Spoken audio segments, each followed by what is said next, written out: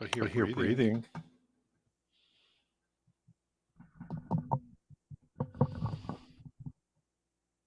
I hear an echo now. Because I'm an idiot, that's why.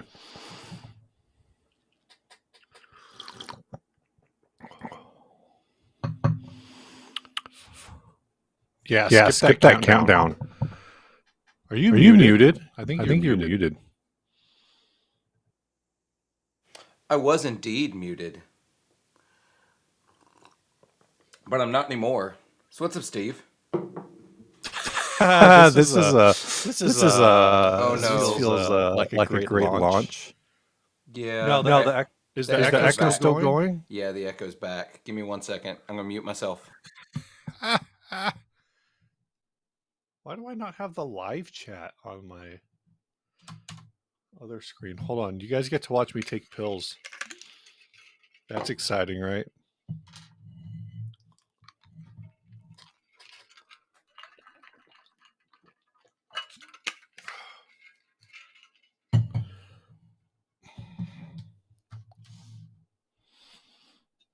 That's because the echo is on Philip's side. So when he mutes himself, it goes away.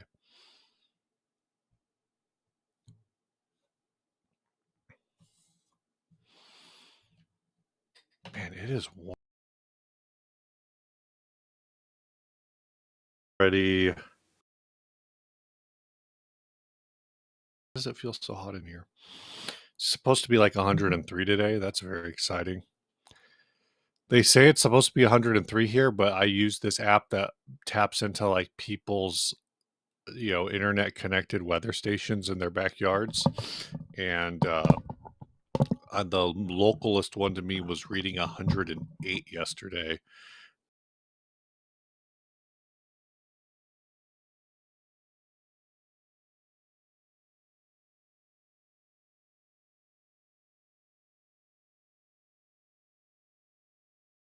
Yeah, Joe.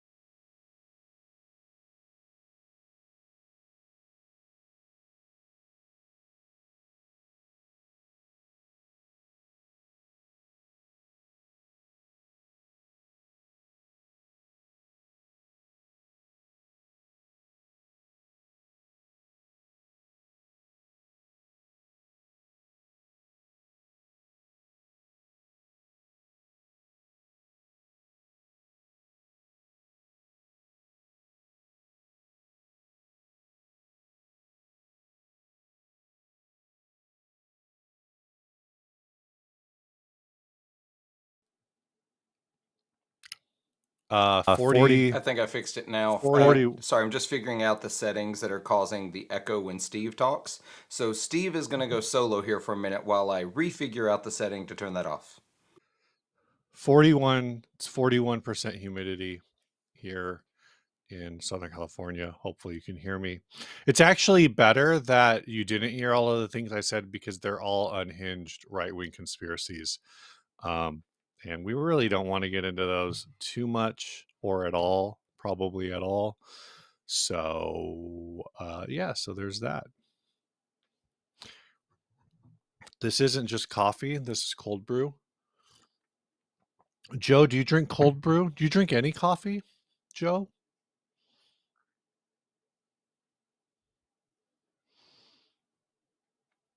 I'm watching two chats. I don't know which one's better. Yeah, I feel like everywhere in the country has better weather better weather, roughly speaking, than the Southwest right now. Espresso. Okay. Because I might be bringing cold brew to NAM again. I brought that last year. Goes good with all alcoholic mix-ins. My desk feels low. I think I need like one more light in the background. I also need to apparently widen my F hole or something. Heard my F hole's not big enough, and that's why I'm in focus, but my background's not in focus. So something about an F hole. What if it was just live weather stats? Oh, the weather's gone up 1 more degree. It was 77 and now it's 78 and now it's 79. Cuban coffee. I don't know what that is. Maybe I don't need to bring coffee if you're bringing coffee. Man.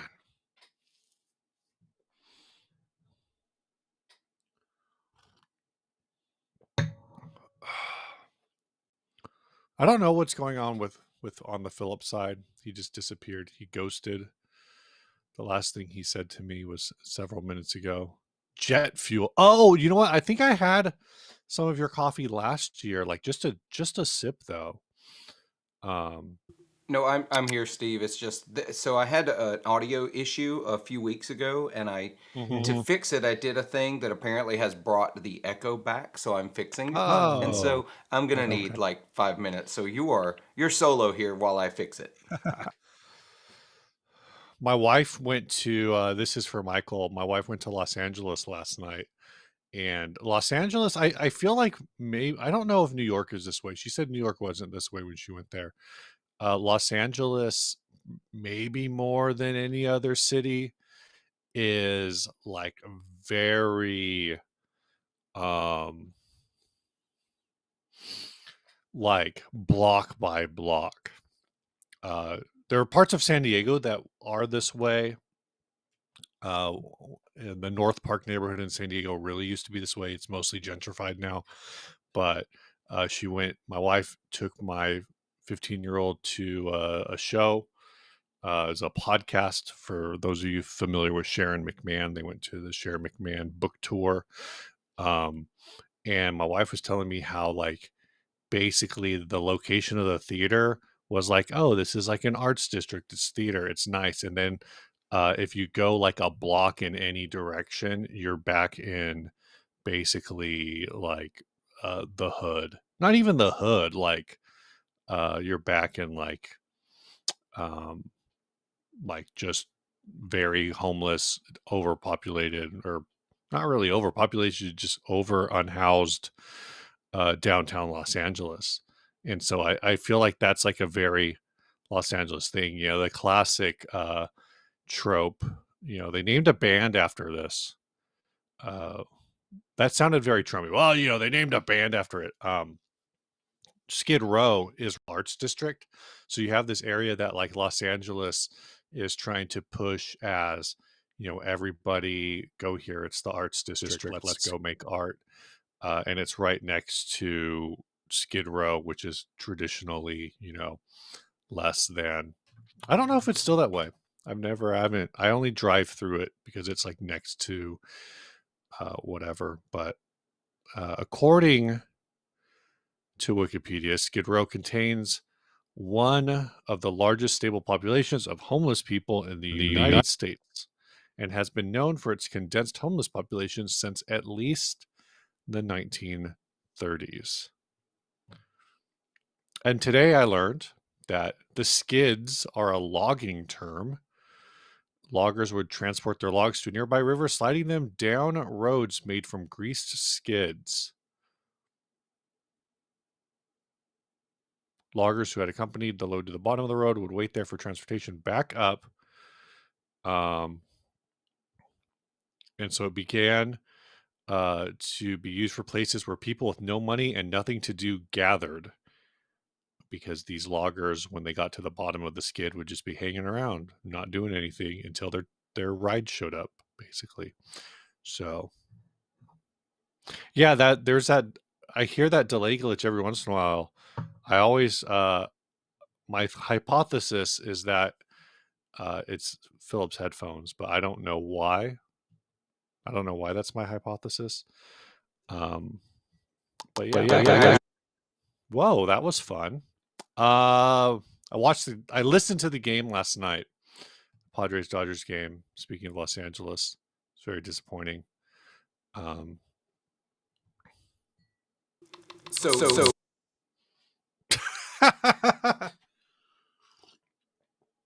You auditioning? It sounds like you're auditioning your new trip hop glitch core project. Oh, we're gonna have a live stream today where Philip just types all of his parts of the conversation into the chat, and I respond to them as quickly as I can to make it seem like we're actually having a conversation. If you can, yeah, exactly. That effect needs to be in a pedal. It's like I mean, I feel like you could get that effect with like a Chase Bliss, a Mood, at least. Mood might be too degraded. Yeah.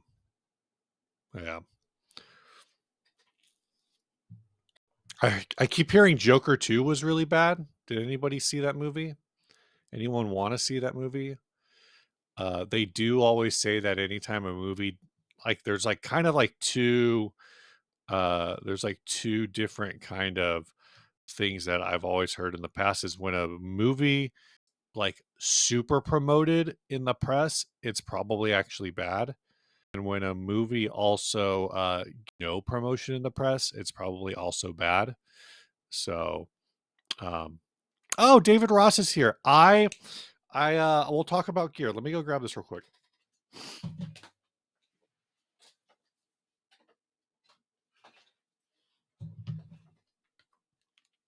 I need to restring a guitar. But my for my eldest, my teenage uh has a sudden interest in the guitar that is perfectly aligned to be not visible right over my, which shoulder is this? My left shoulder. It's very confusing. I don't know what my left shoulder is because I'm looking in the reverse view of the camera. But she asked me what my weirdest effect is. And I don't think this is my absolute weirdest effect because I do have usability. Like I have found usability for it. But David Ross, your spell book landed on my list of weirdest. It's not even a black guitar, Joe. It's actually a red guitar. It's just has a black strap perfectly aligned to cover the guitar itself. It's the jack stand. But yeah, David, I broke this out to show her one of my weirdest effects. I think the spell book. It's just the whole built-in synthesizer, super glitchy fuzz thing. It's a lot of fun. But like I said, I've used it. I've recorded it for like a backing track for my Gearfest video from, was it last year, 2 years ago? I don't remember. Last year. Um, but yeah, that was that was on the list. The actual effect I think is the weirdest effect I own is the Yellow Cake Psychotropia. And I say that that one is the weirdest effect I own because I don't know how to use it. Um, it's I'm not even sure how to describe it. It's a sample slash hold filter with a glide knob. I'm reading the description that interacts with the toggle switch for rising and falling waveforms. Um, but so it does this like glitch thing, but it does it in a way that I don't really, I guess I don't really understand like the purpose of it.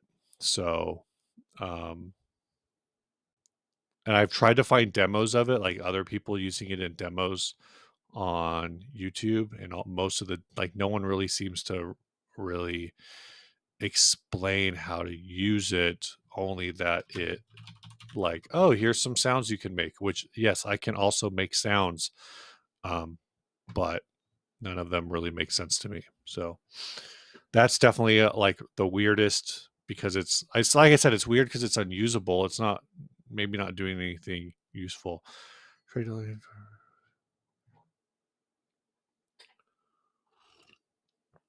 Yeah, Lucky is back as audio. I don't know what's going on with them. Uh, but I know that they were doing some things for a minute. Audio. Their website's still up, but I think it's like all drive pedals and mods right now. I don't actually. Let's look at that website. They have a fuzz, a drive, a modded blues driver with an octave switch, and an MXR blue box with an octave mod. So nothing. The super drive is pretty intense. It's got a bunch of switches and stuff, and knobs, and also switches.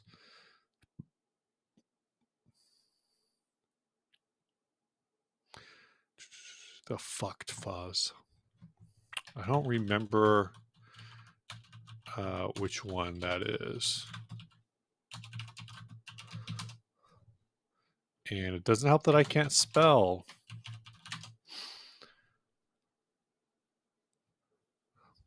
I'm wondering if Ryan ever demoed that one. Let's see. I'll recognize it from the picture. I don't think he did. Bias, fuzz, and octave.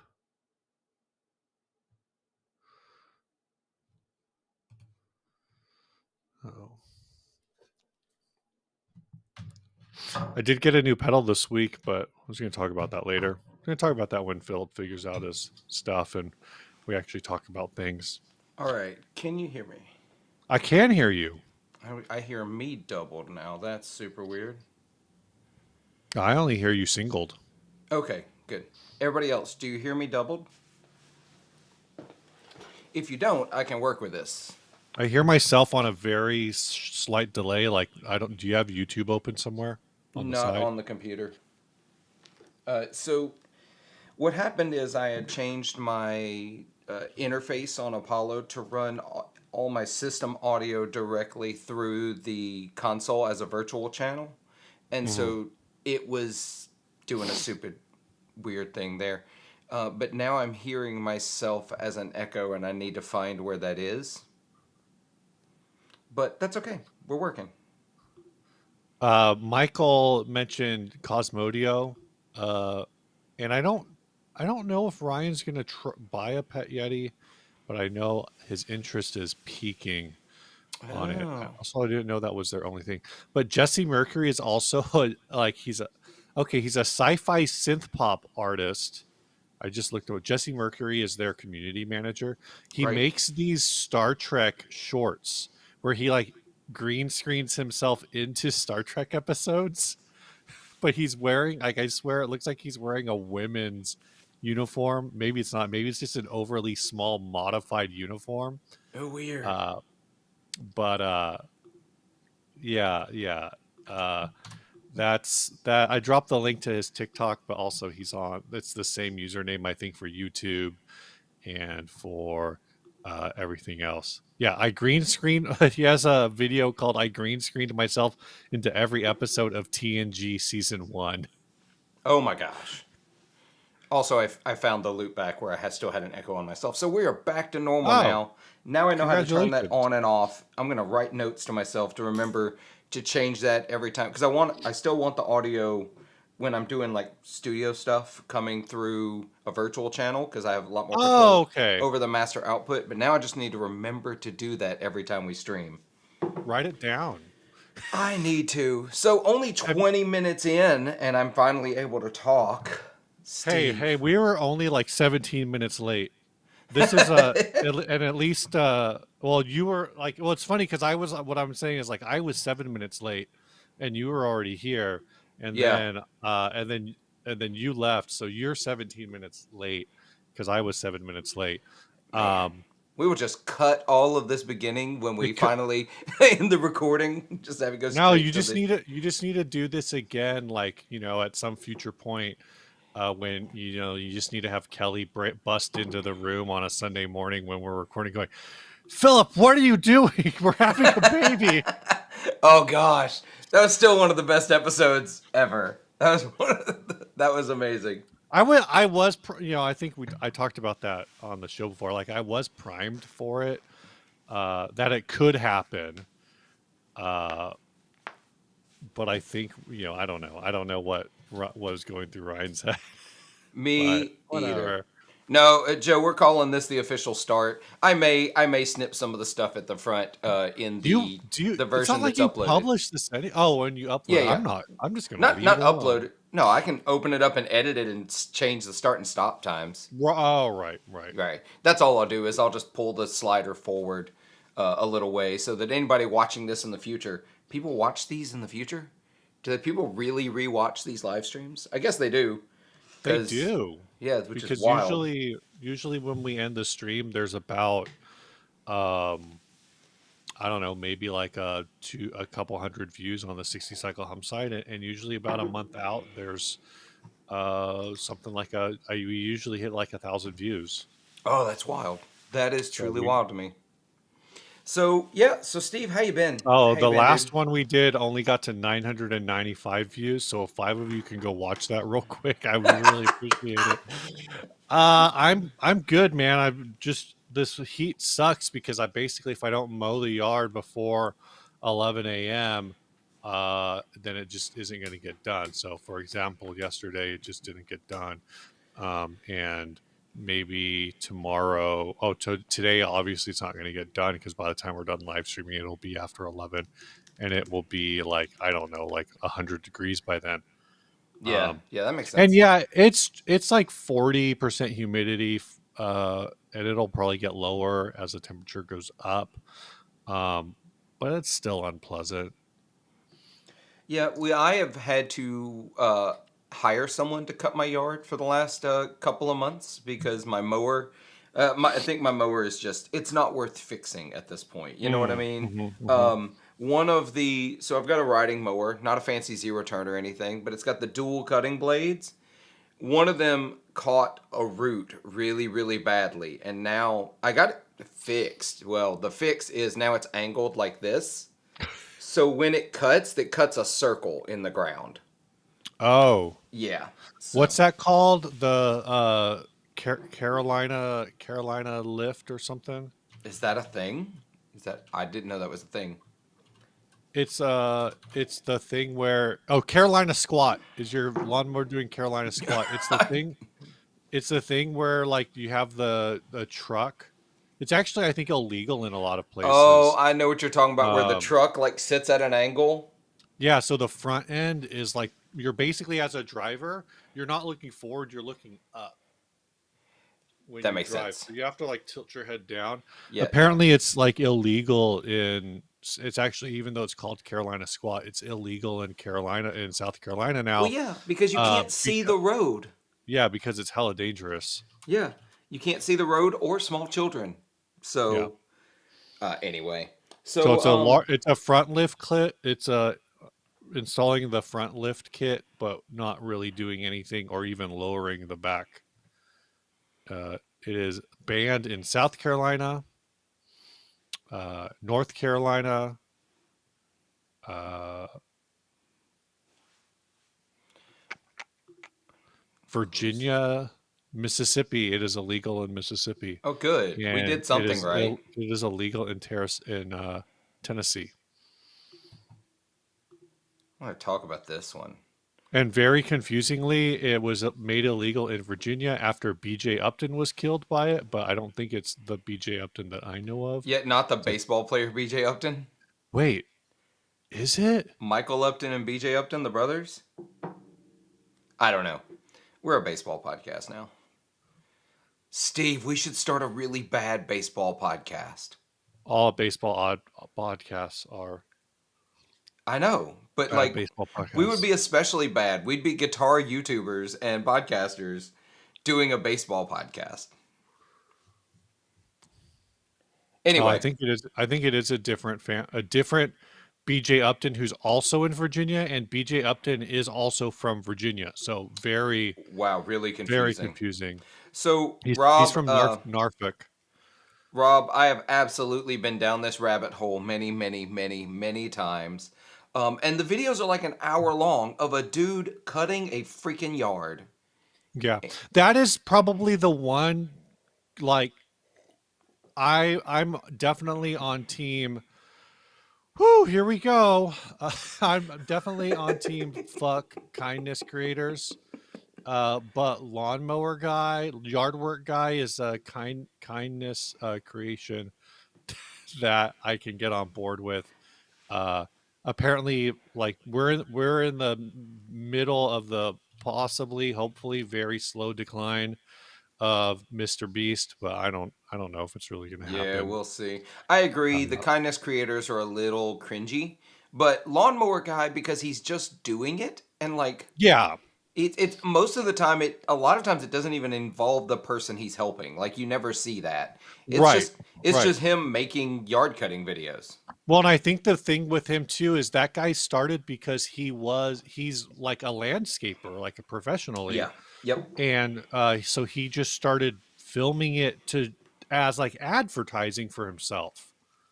Um, so it's like it wasn't designed to be like I'm going to do a nice thing for this person. It's Right. this guy. I saw this yard. It looks like shit. Look how good I am at landscaping. Yeah. Like, or look how good I am at yard work. And ultimately, that's still, and there's a few of them that do it now. Ultimately, it's still the exact same thing. It is advertising for their business more than anything. Don't get me Yeah, wrong, they get hella views. I'm sure they're getting some decent YouTube revenue from it.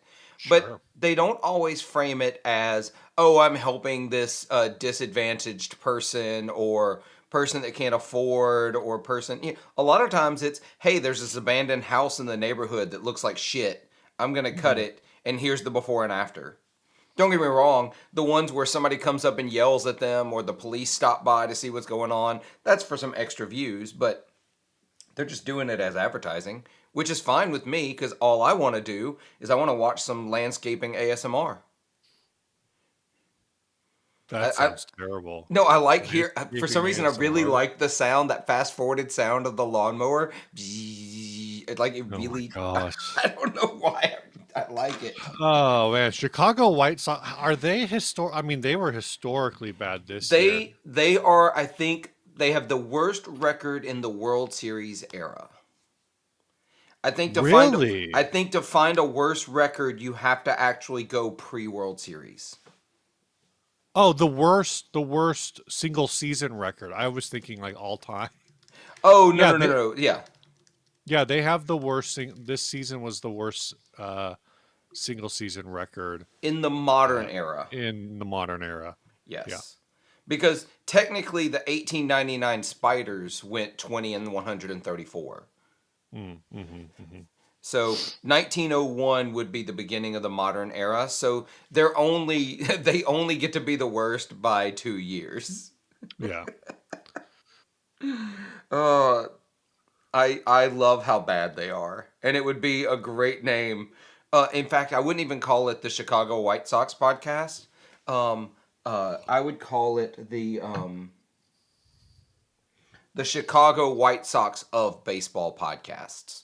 That would be the official name Of baseball? Is there a different? of baseball podcasts of baseball podcasts. Oh, I We would see. be the Chicago White Sox of baseball podcasts. Maybe that's just the tagline. I don't know what this means. Snarky says he has a neighbor who triple cuts his grass. I only cut my grass once. I don't know why I would cut it 3 times. My lawnmower works the first time. So Yeah. I worked a summer at my high school, small private school. I worked during the summer to pay part of my tuition because we couldn't really afford private school. Hmm. And I drove a tractor at my high school. Remember, it's in the middle of nowhere, right? Tiny school. Like literally, it's rice field, my school, rice field, river, bridge, cotton field. Like it was middle of nowhere. So I drove a tractor, and I also cut the football and baseball fields. Oh wow! Triple and quadruple cut those. So apparently, multi-cutting is for if you don't want to bag it. Yeah, exactly. Interesting. Things I'm learning. Today I learned. Uh, So Steve, yeah. I want to talk about pedal boards. Oh, I want to talk about actual baseball guitar stuff for a second. yeah, yeah. Um I have been on this like whole like pedal board journey for about a week now. I am trying to redo my pedal board. Hold on, hold on. Yep. How many weeks? 1 week. 1 week. Oh, so would you say it's been 1 week It has been. since you Since you started looked at your me. pedal board? Yeah. Since you looked at a pedal board? Since you Not since started I looking at a looked at pedal a board. pedal board. So I want to put this on a pedal board. Okay. You would think a pedal would be easy to put on a pedal board. Hmm. Um, all I have 4 pedal boards. They're all flat pedal boards.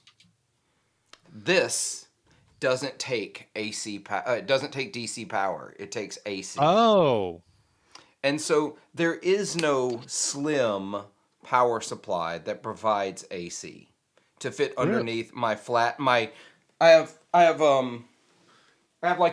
two of the Metro 24 pedal trains, one of the Nanos, and I like those because the Chalks Eventide power Hmm. supplies can fit underneath them, and so they're great. Um, my bigger board is a flat, like wood, nothing underneath it pedal board, Sure. and it's just a power supply that provides AC is giant. And so Do they? I need an angled board or a board I can put a power supply underneath. But by the time I get this and the pedals I want on it, I've got to have a big 32-inch or wider board. And so now I'm trying to look at dual tier pedal boards that have case solutions. Uh, How big of a board are you? Well, how many volts do you need? this is 12 volt AC. Uh, Chalks makes a the AC10, which yep, is a but it won't fit underneath the pedal train boards because it is thicker than the smaller, like the AC4 and the AC10, DC7, whatever. I don't no. know the Chalks ones. I use the Eventide Power Max, and I use the Power Minis. It looks like the same thickness as the Power I Max. can't. So let me show you the real problem. It might be the same like size, but it's not the same thickness. So, like on the bottom of my Metro board, right? So it's this Yeah, thin. yeah, You see how it just barely. yeah. That's basically the DC4, I Yeah, believe that you have under exactly. there, but it's the And Eventide branded one. exactly. And that's great. This is fantastic. I love this. But also, you see how the outputs are on the side? Yeah. On the AC, the outputs would come down here, and there's a bar. Oh, I see. So that's the direction. Yeah. So that. It also doesn't work for that reason. So I'm on a search for a pedal board I can mount a power supply underneath, and that I can do a second tier and still do a hard case solution. I'm looking at Temple Audio because apparently fixed pedal boards Mhm. makes a riser that can attach to the Temple Audio boards. My Okay. worry is by the time I buy a Temple Audio board, the power supply, well, power supply we Mhm. shouldn't even, because I don't have to buy that no matter what. Temple Audio board, a riser, and a case to put it in. I could have just bought a more expensive, better, like all-in-one option. It's fair. I don't know. So I'm curious. If anybody has any suggestions, throw those at me. I'm looking at different ways to do it. But yes, picking this back up. I know Joe asked the question earlier. This is the Hughes and Kettner Rotosphere. It is a tube-driven rotating speaker simulator, and it sounds incredible. But it is chonky. I mean, Justice Fuzzimp says just have Vertex farm out uh, making a pedal board to a third party for you. That's how I interpreted that comment. so Um, this pedal. yeah. Also, something that's weird about this one, this has nothing to do with the pedal board conversation. So, this is the back side of it, right?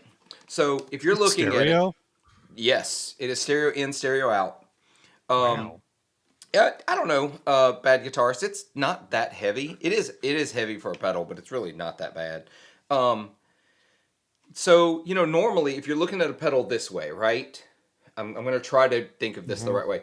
Signal goes in this way, out this way, in the That's left. flipped, isn't it? Yeah, Yeah. yeah, it's flipped over, so the inputs on this side, outputs. Anyway, it's weird. But nothing else sounds like it. I've been through a lot of the rotary simulators.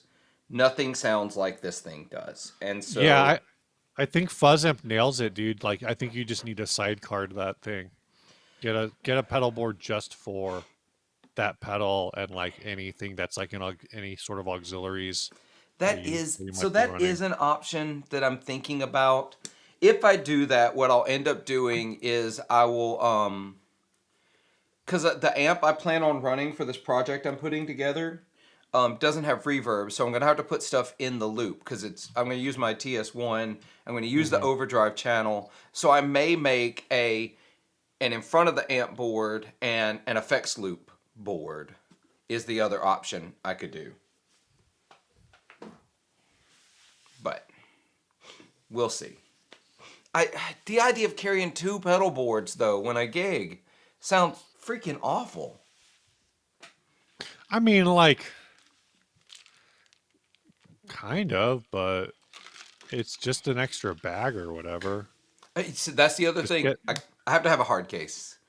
Um, I've sheared knobs off of pedals in a bag before, and had other really. friends do it, and I don't trust them. I Oh, don't trust it. I gotta have a well, hard case. But I do like the thought, so I'll consider. I'm gonna think about the having two different boards. But also, if I'm gonna pay money, like if I'm gonna pay money to get this done, I really don't want to. I really don't want to pay money for a pedal board. Look, I'd rather spend a lot of money on guitars and amps, not a pedal board. But if I was going to, I might just take all the pedals I want to put on the board up to Nashville, go to Exactone, I think that's the name of the company, and just have them build me a board.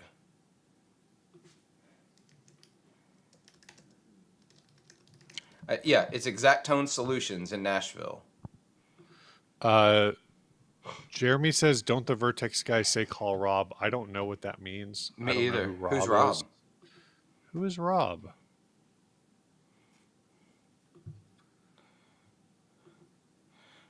Poo Ninja, this sounds like an even more expensive solution. Build it into a rack. Yeah. Ian, absolutely not. I will not use a Cortex.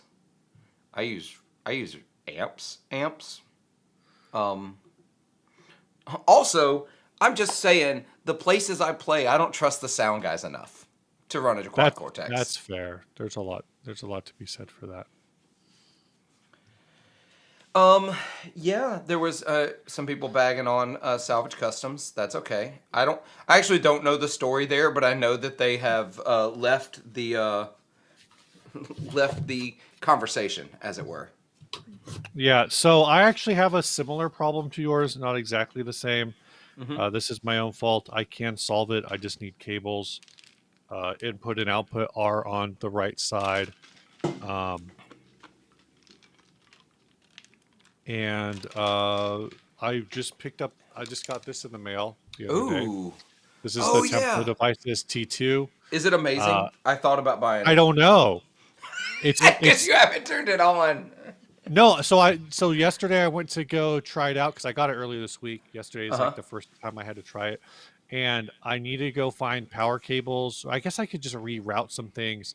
I've been doing this thing where like on my power supply or on my pedal board, I've just been plugging in one pedal at a time, uh, just using like a single line, Uh huh. uh, and and just running one pedal at a time, but still using like the power supply that's under my board. Yeah, But sure. for all of my other pedals, I can just grab pull power from any other location on the board, and it's fine. But this is an 18-volt pedal, so I'm not able to just uh, grab a line and plug it in. I need to. Gotcha. Let's see. It's not going to That's focus because my camera doesn't autofocus. It's Yeah, only it going to does. focus I thought back it here. did. No, You the have the same camera. camera I do. Turn on autofocus. No, I want to keep myself in focus at all times. You can do that Focus too. depth is here.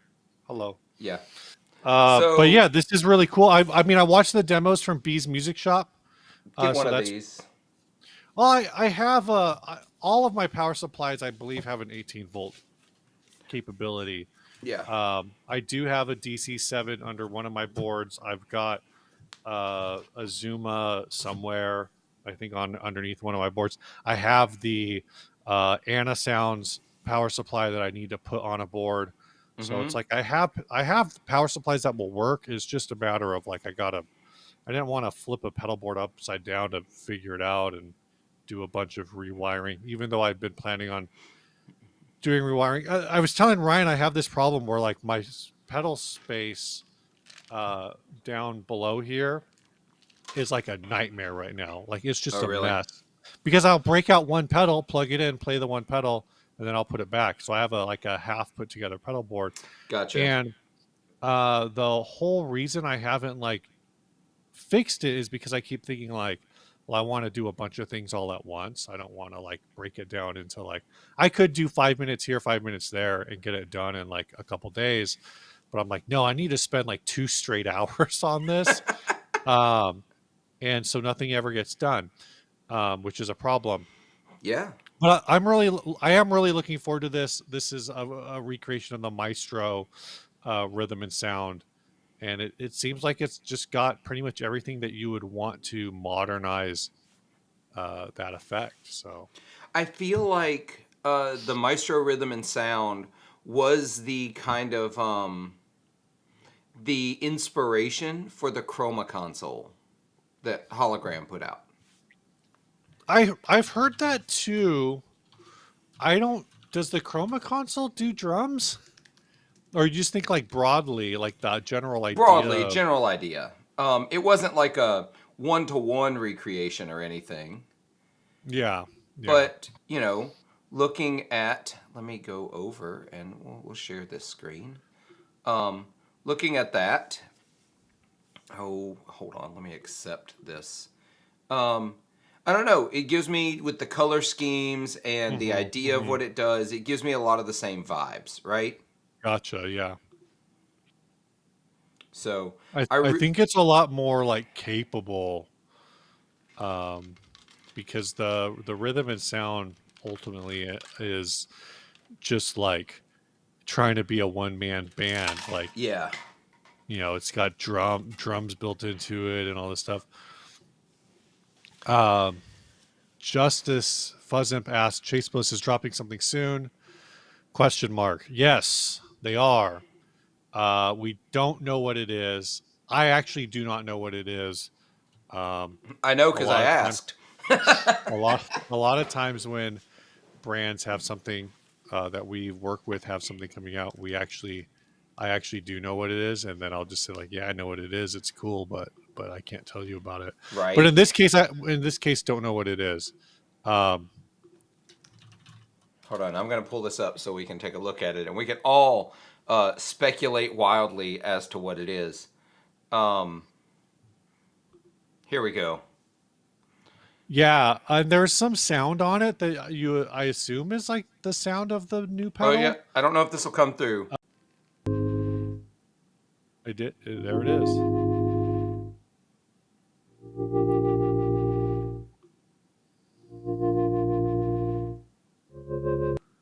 Yeah. Is that So, a vibe effect?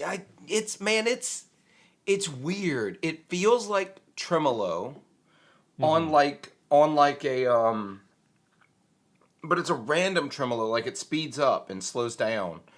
Um, People already commenting. Emily Harpus says it's so good, so obviously Emily knows what it is.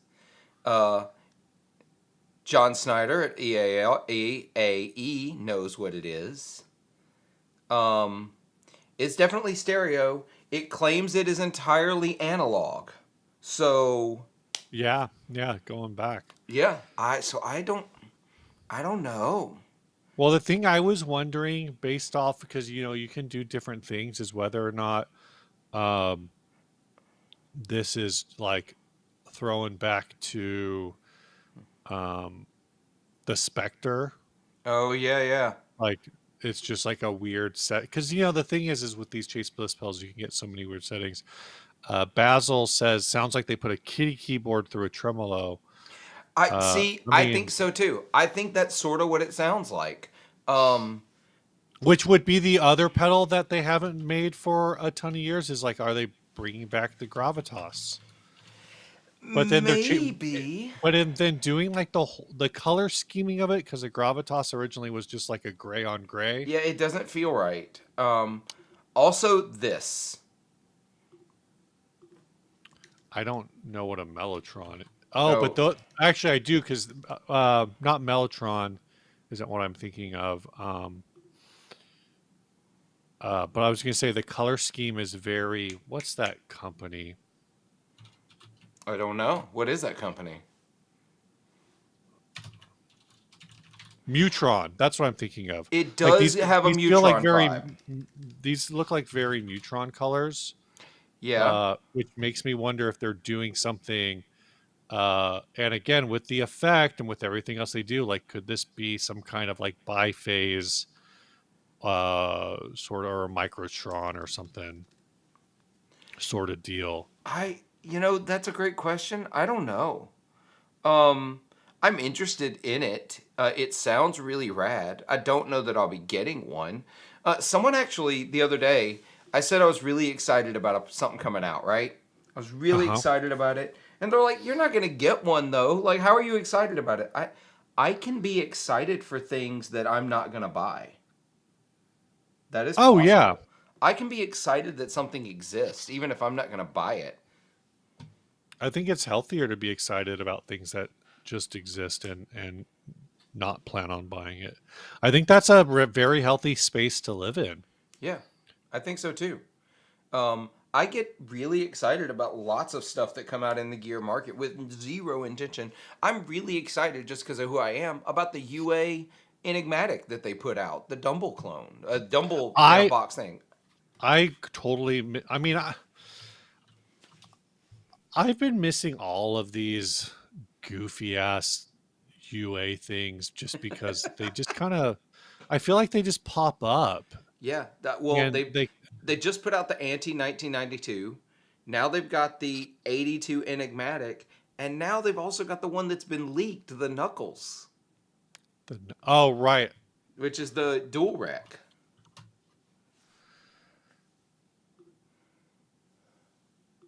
yeah. It's hard for me to. At some point, it's like, what is the game? I guess. Um, Yeah, here what I'll share that one. because it's all single. It's single standalone box. I guess ultimately, it's kind of like you're taking your probably some amp sim that they really popular in their software and then putting it in a pedal. Yeah, Um, but I think there's just something about. I recognize that what they are doing is the obvious um, direction to go, right? Like, I feel like it's obvious for UA to make more than just um, a Fender. What they also had the Lion. What's the Lion? that's the Marshall. That's their like Marshall Oh Plexi yeah, thing. super lead amp. Yeah, Um, so I mean I feel like it's logical that originally they had the Dream, the Ruby, and the Woodrow, and now yeah. they're expanding out into I Marshall and all these other I'm still high kind gain different of. things. It's kind of interesting to me they didn't go Marshall with the first release and they went Tweed instead. Um, I sort of expected it to be like Vox Fender Marshall as the first release. Right, and instead they did Fender Vox, which I think a lot of people thought was weird. Yeah, which the Uh, Woodrow, I don't know. I didn't see a lot of people using the Woodrow. It didn't seem to no, do nearly as because much. because the Woodrow is like ideal for a market of people who don't want to use modeling Yeah, yeah. No, that makes in sense. the first place. Well, and I really understand, like, I can get behind this whole single amp in a box pedal thing. Because I am that kind of person who I have the amp I like, right? At least live. Yeah. I know what I'm going to use. I don't need all the versatility. Don't give me a million options. Let me have one great sounding amp. And I think they do really well with that. They do have presets. And they can all sound pretty different, but I really like that concept, even though this isn't a product for me. Um, Mhm. Basil made a point earlier, though, that they have this strong Apple overpriced coffee shop vibe. And I Sure. get that. I totally get it. And I felt the same way about the pedals until I played one. The Mm-hmm. Starlight, that delay absolutely blew my mind. It was extremely good. Um, Ultimately, I moved it on because multi delays like that aren't usually my thing. I just end up finding the one sound I love and use that. And Right. so Right. it was wasted on me. I was just using a tape.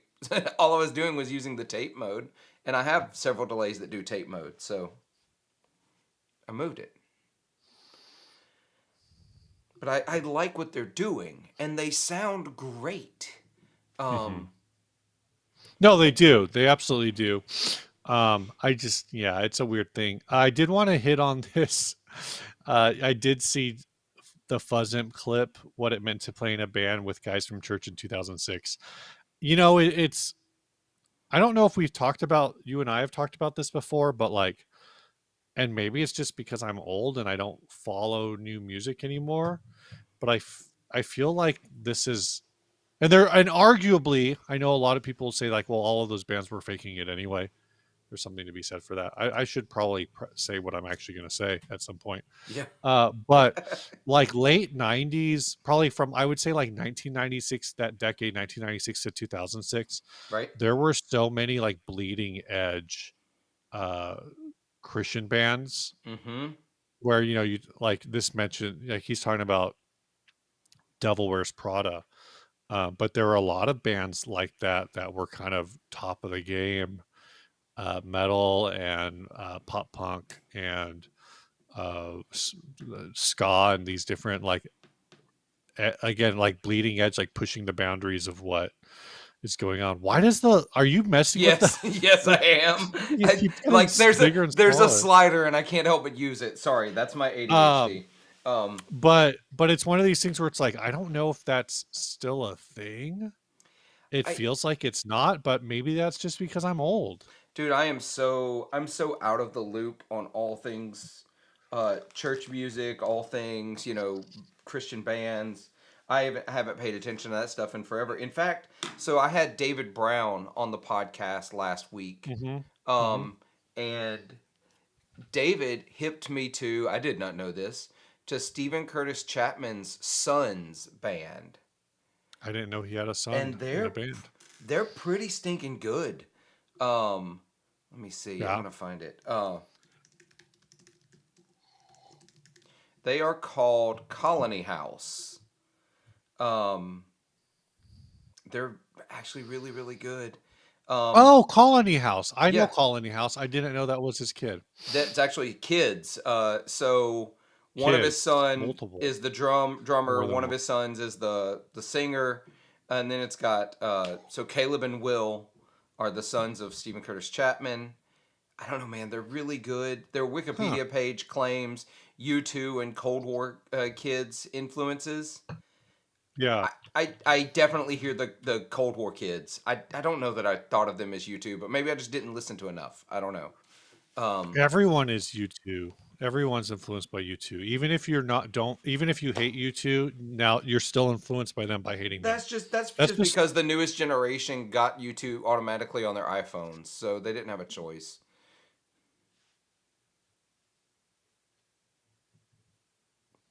so, I uh, love the dead silence after I don't know. that. No, no, it's true. Like, I didn't hate that album. I know everyone else did. So, but Yeah. I was I just didn't. kind of It's not whatever that I about it. hated the album. Actually didn't care anything about the album one way or the other. It's just the fact that I am automatically, with no choice of my own, getting this U2 album, and for a long time there was no way to remove it. Yeah. Wait, can you remove it now? I have I no think you can idea. remove it now. I think it's still on my phone though. So But yeah, I don't even know what's going on with Tooth and Nail now. I know there was like somebody put together a documentary or audio series about how terrible Tooth and Nail is oh really? with Tooth and Nail Records. Well, because like they were kind of doing, I don't want to say that they were doing what everybody else was doing, but there's definitely a whole thing about where people talk about that Brandon Ebel is actually like a terrible person who was just like manipulating all these kids into like underpaid 6 album deals.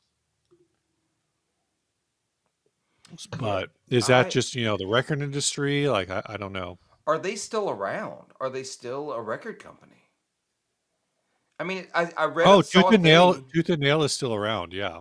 Okay, because I was looking at their, so I'm looking at their wiki page, and like, uh, I guess the most recent gold record they've had. Oh no, I'm sorry, seventh time down. They had one in 2022. Um, I have no idea who that is. Me either. I have no idea. But like the other ones listed are like MXPX, Cutlass, Under Oath, Jeremy Camp. I remember those albums. I But didn't yeah, know Jeremy Camp was a Tooth and Nail artist. That uh, feels weird to me. he has at least 5 albums certified gold under Tooth and Nail. Yeah, that's so weird. From Mm. he's got a record in '02, 2 and '04, 1 and '06, 1 and '08. He was on BEC, which that makes more Okay, sense. gotcha. BEC was kind of felt more like bands that Brandon liked personally, though I think the Supertones were a BEC band. Talking about Christian ska, the Supertones were a BEC band. Right. Um, I don't remember who else, but they were definitely more broad in terms of having both like more pop oriented flexibility than say like um what am I Tooth and Nail's more straight ahead, like it was like edgier. Yeah, yeah. No, that makes sense. Apparently, this may have been what you were talking about from 2015. Um, this no new kind of story, the real story of Tooth and Nail Records, and it says it's the no holds barred behind the scene look at the rise, fall, and rebirth of the iconic label. Yeah, All I'm right. not the thing I was thinking of, I thought was more of like a podcast with like along the lines of are you familiar with the Bad Christian podcast? I don't know if it's still around. No. There was a podcast called Bad Christian that is the guys from Emory, and it's just kind of like very. I haven't listened to it in a while. They get a lot of interviews with like the guys, from different bands from around that time period. Okay. They apparently have like their own label, or at least they did. They've published some books. I don't know if they're I According still to Apple around. Podcasts, their most recent episode is from October of 22. Okay, so it's been a while. Yeah. But they were like super popular. They were really popular in like the whole that show's really popular, kind of like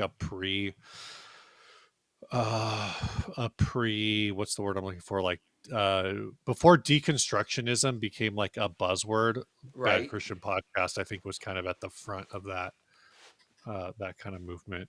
Okay. I get it. Um, I'm pretty far removed from the Christian music scene. Pretty much stopped Oh, paying me too. attention to it in I don't know 2006. Oh, wow. Yeah, yeah, it's been a long time. I mean, Oh, nothing good has happened since then except maybe like a I, Derek Webb album. I'm gonna be honest. Living in Murfreesboro and in Nashville area, and working like the program I was in had a lot of people in and around that scene, and so I got Hmm. the opportunity to do some stuff in and around that scene, and sort of getting the peek behind the curtain at the way the business is done on that side. And then the more and more I hear from other people that have been in that scene, um, I'm gonna say it. The Christian music scene is way shadier than the regular music industry. Oh, I'm sure. I'm It's way 100% shade. sure. It's way shadier. They take way more advantage of musicians, engineers, techs. They I don't know. I got really disillusioned, and I basically intentionally distanced myself from any of the Christian music scene for a long, long Yeah, time. there's and the thing is a lot of the bands that operate in that space. Do you remember the band I'll just name it, name and Name shame. and No, shame. They were from San Diego. I don't think I knew that. But do you remember the band Augustana? They had one big song. That seems to be sound familiar. Um, Apparently they are based in San Diego, but then they're from Santa Ana. So there's a band called Augustana. They had one hit song called Boston from like, geez, I don't know, like 2000. Let's see, what's Wikipedia say? Boston came out in 2006. It reached Okay. number 34 on the Hot 100. And as we all know, the Hot 100 is crap because the Hot 100 says that Oasis is a one hit wonder. uh, In the U.S., they are. um, but anyway, my I think it was August. Now this is getting into the part of maybe these are lies, but Augustana I think was like had a reputation as as being like religious or kind of religious. Uh huh. I don't know if it was ever like a formal thing. Oh yeah, the lead vocalist and keyboardist studied contemporary Christian music at Greenville University, wherever the hell that is. There's an awful lot of Uh, Greenvilles to choose from. I don't know which one that is. It's in Greenville, Illinois, which is one Okay. that I'm not familiar with. I was thinking, isn't there a Greenville in North Carolina? Doesn't matter. Yeah, Anyway, there's a Greenville in like every state. so they were uh pretty popular, but also I've heard that they were known for basically singling out like, or women would by women I mean, I'm not going to accuse anyone of any sort of like legal or illegal, but typically the venues that they would have been playing back then, certainly maybe they were 18 and maybe they weren't Yeah. types. I don't know. I shouldn't. That's not to speculate. I know there are bands that were for sure, dudes who were like 22, 23 years old who were very intentionally pointing out girls they thought were 16 in the crowd to have brought backstage.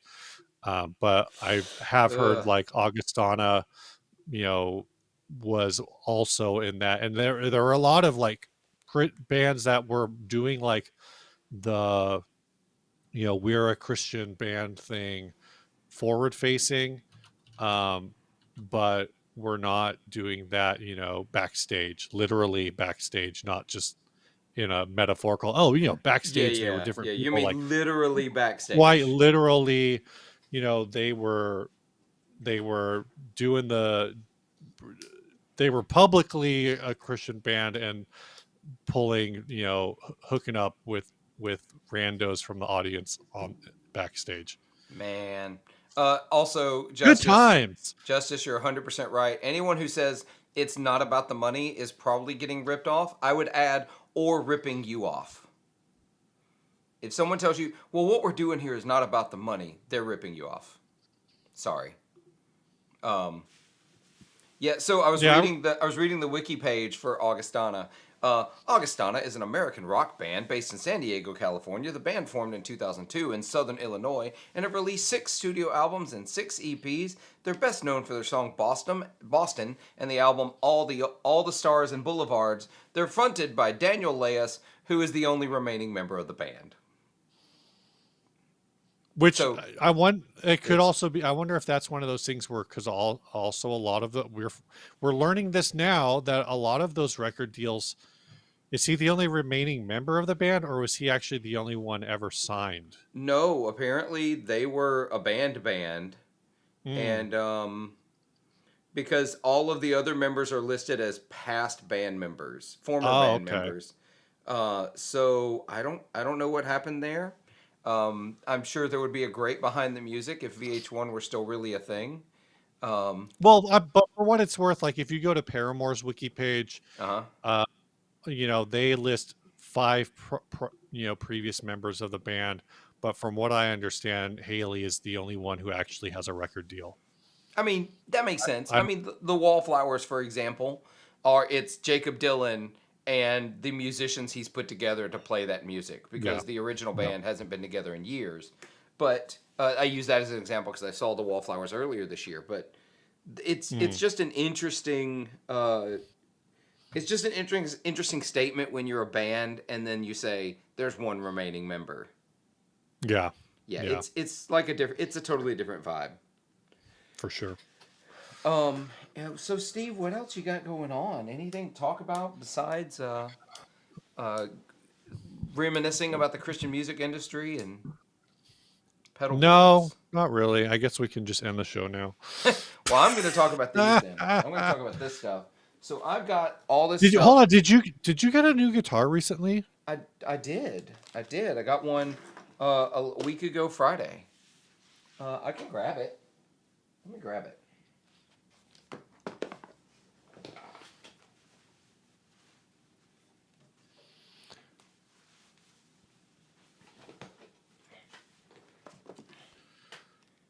What do you grab? What are you grabbing? Oh, the guitar. Oh, right. This is the one that you said is supposed to be was it cola whatever? No, no, no. This is what did they call it? It's Candy apple. Yeah, it's aged candy apple red, but it's also heavy relic. So like if you look, you can actually see the gold undercoat and then the silver. Yeah, yeah. So that's what's happening. It looks orange, but it's actually candy apple red that's just aging to show the gold and silver underneath. I mean, heavy relic. Like so I like relic guitars. This is actually more relic than I would normally like, but it plays so good and it sounds so good. So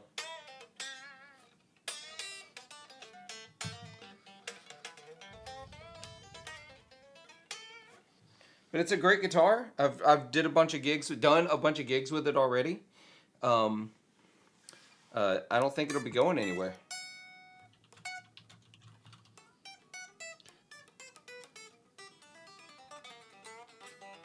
Epiphone. Mark Spurgeon wants to know our thoughts on the Joe Bonamassa Oh, 55. the new Bonamassa. Yeah, I'm trying to find a link to it I got because one. I don't know anything about it. We'll go to the Sweetwater page.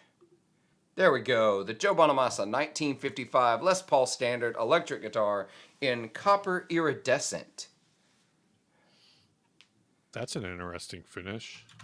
Yeah, it's apparently supposedly a rare color that previously existed or was done. Let's see if I can find a better. See, look at that.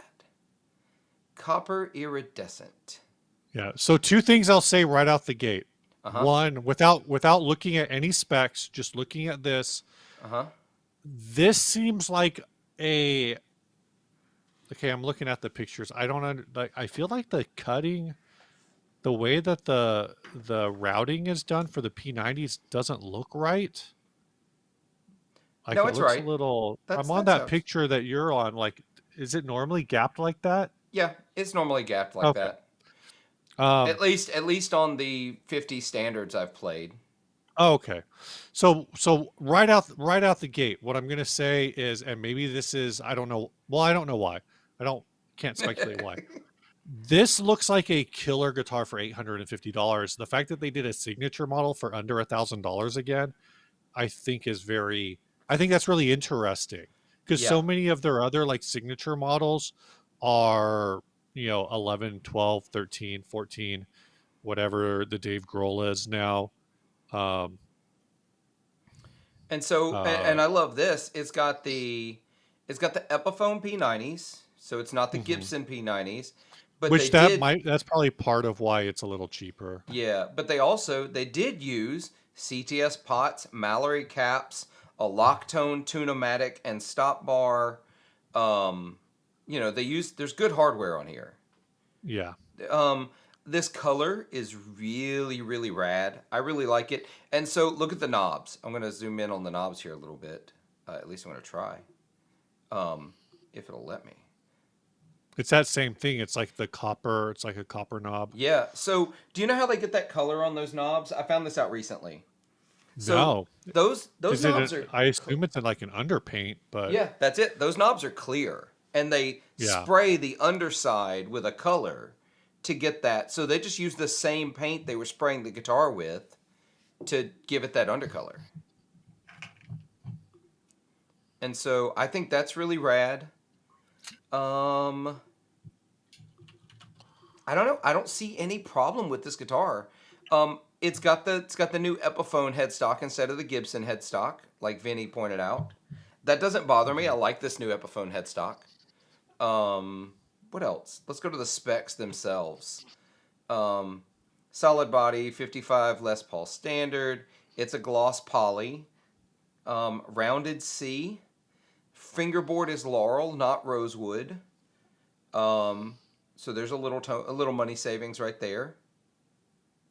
It comes with a hard shell case at $850. Yeah. Yeah. This is a really like I don't know what the equivalent is. I'm not well, let's just look around. Epiphone P90. Let's see if we can find anything Yeah, else. is there an equivalent Epiphone There P90 might Les not be an Paul? equivalent. There might not be an equivalent right now. But what's an Epiphone? Just a Epiphone Les Paul stand. What's the Les Paul standard? Like 600 now. Yeah. Okay. 700 for a Les Paul standard. So I kind of feel like this is in that same ballpark. It is like a solid finish. I think this is truly the closest equivalent. The Les Paul custom P90. Like if you wanted Mm-hmm. P90 pickups in a Right, Les right, Paul, I think this is the closest thing you're gonna find. yeah. And so obviously there's some markup there, but I guess they're not all the way. The Epiphone slash Les Paul is $800. So maybe they have a different deal running with these artists that they do like multiple runs with, like Yeah. Slash, like Joe Bonamassa, where hey, we're gonna sell your guitars for a little cheaper, but maybe they're doing bigger runs of them, or maybe there's a better cut involved. I don't know. It's just Yeah. again, it's just kind of interesting to me because Epiphones hit so much criticism for the whole Inspired by series. Yeah, and it's the inspired by custom shop. That's my thing. Is like those Right. have American like the same hardware as on the Gibsons, same pickups, hard shell cases. Like it's a whole thing. And I mean, especially if you're talking the Firebirds. Do you know how big a Mhm. Firebird case is? You could live in one of those. I watched a video the other day. Speaking of cases, Uh huh. maybe you saw this one. Doug Cower made a video about how all of they none of their guitars do hard cases. Yeah, I saw that. And I thought that was a really interesting take because apparently one thing he was saying is like it sounds like they basically pay cost or I forgot what he said he paid for the mono cases, but they buy 4 mono cases for their guitars um, for the Cower lineup, and that covers all of their models. Whereas when they were buying hard cases They'd have originally, like 4 or 5 of them at least.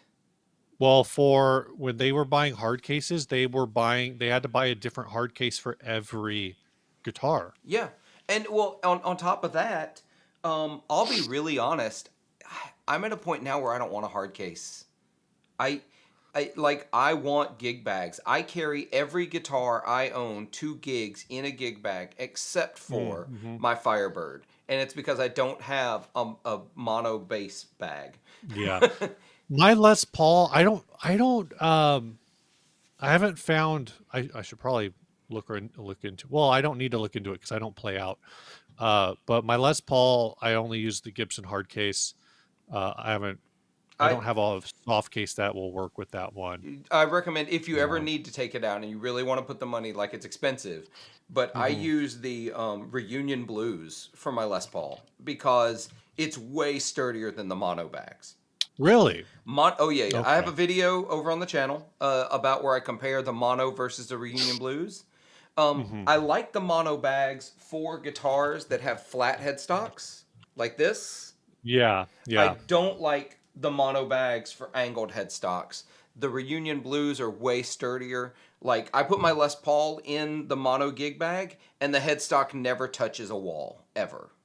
It also just dawned on me that I don't have a mono guitar case. I have the music area Okay. AA whatever, the one that was basically the what Fender was shipping out with the John Mayer signature Strats back in the day. Oh yeah, yeah, yeah. Um, so that's the one that I have. The mono case that I have is a bass case. Bad guitarist. I even am looking at buying the Reunion Blues bags for my acoustics. I'm sick of carry. I had to take an acoustic to a gig yesterday, and I hated having to go get the hard case for it. Uh, Hmm. I'm gonna go grab something, Steve, on this fuzz amp. I'm gonna show the largest case I've ever owned. 1 second.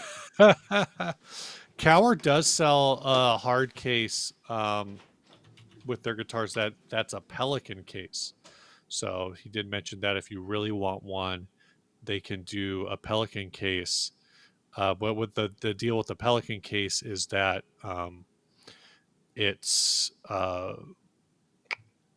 like they can cut the foam with the CNC to fit, so it's not like, and you expect foam on the inside of a Pelican case. You don't expect it to be like the plush liner.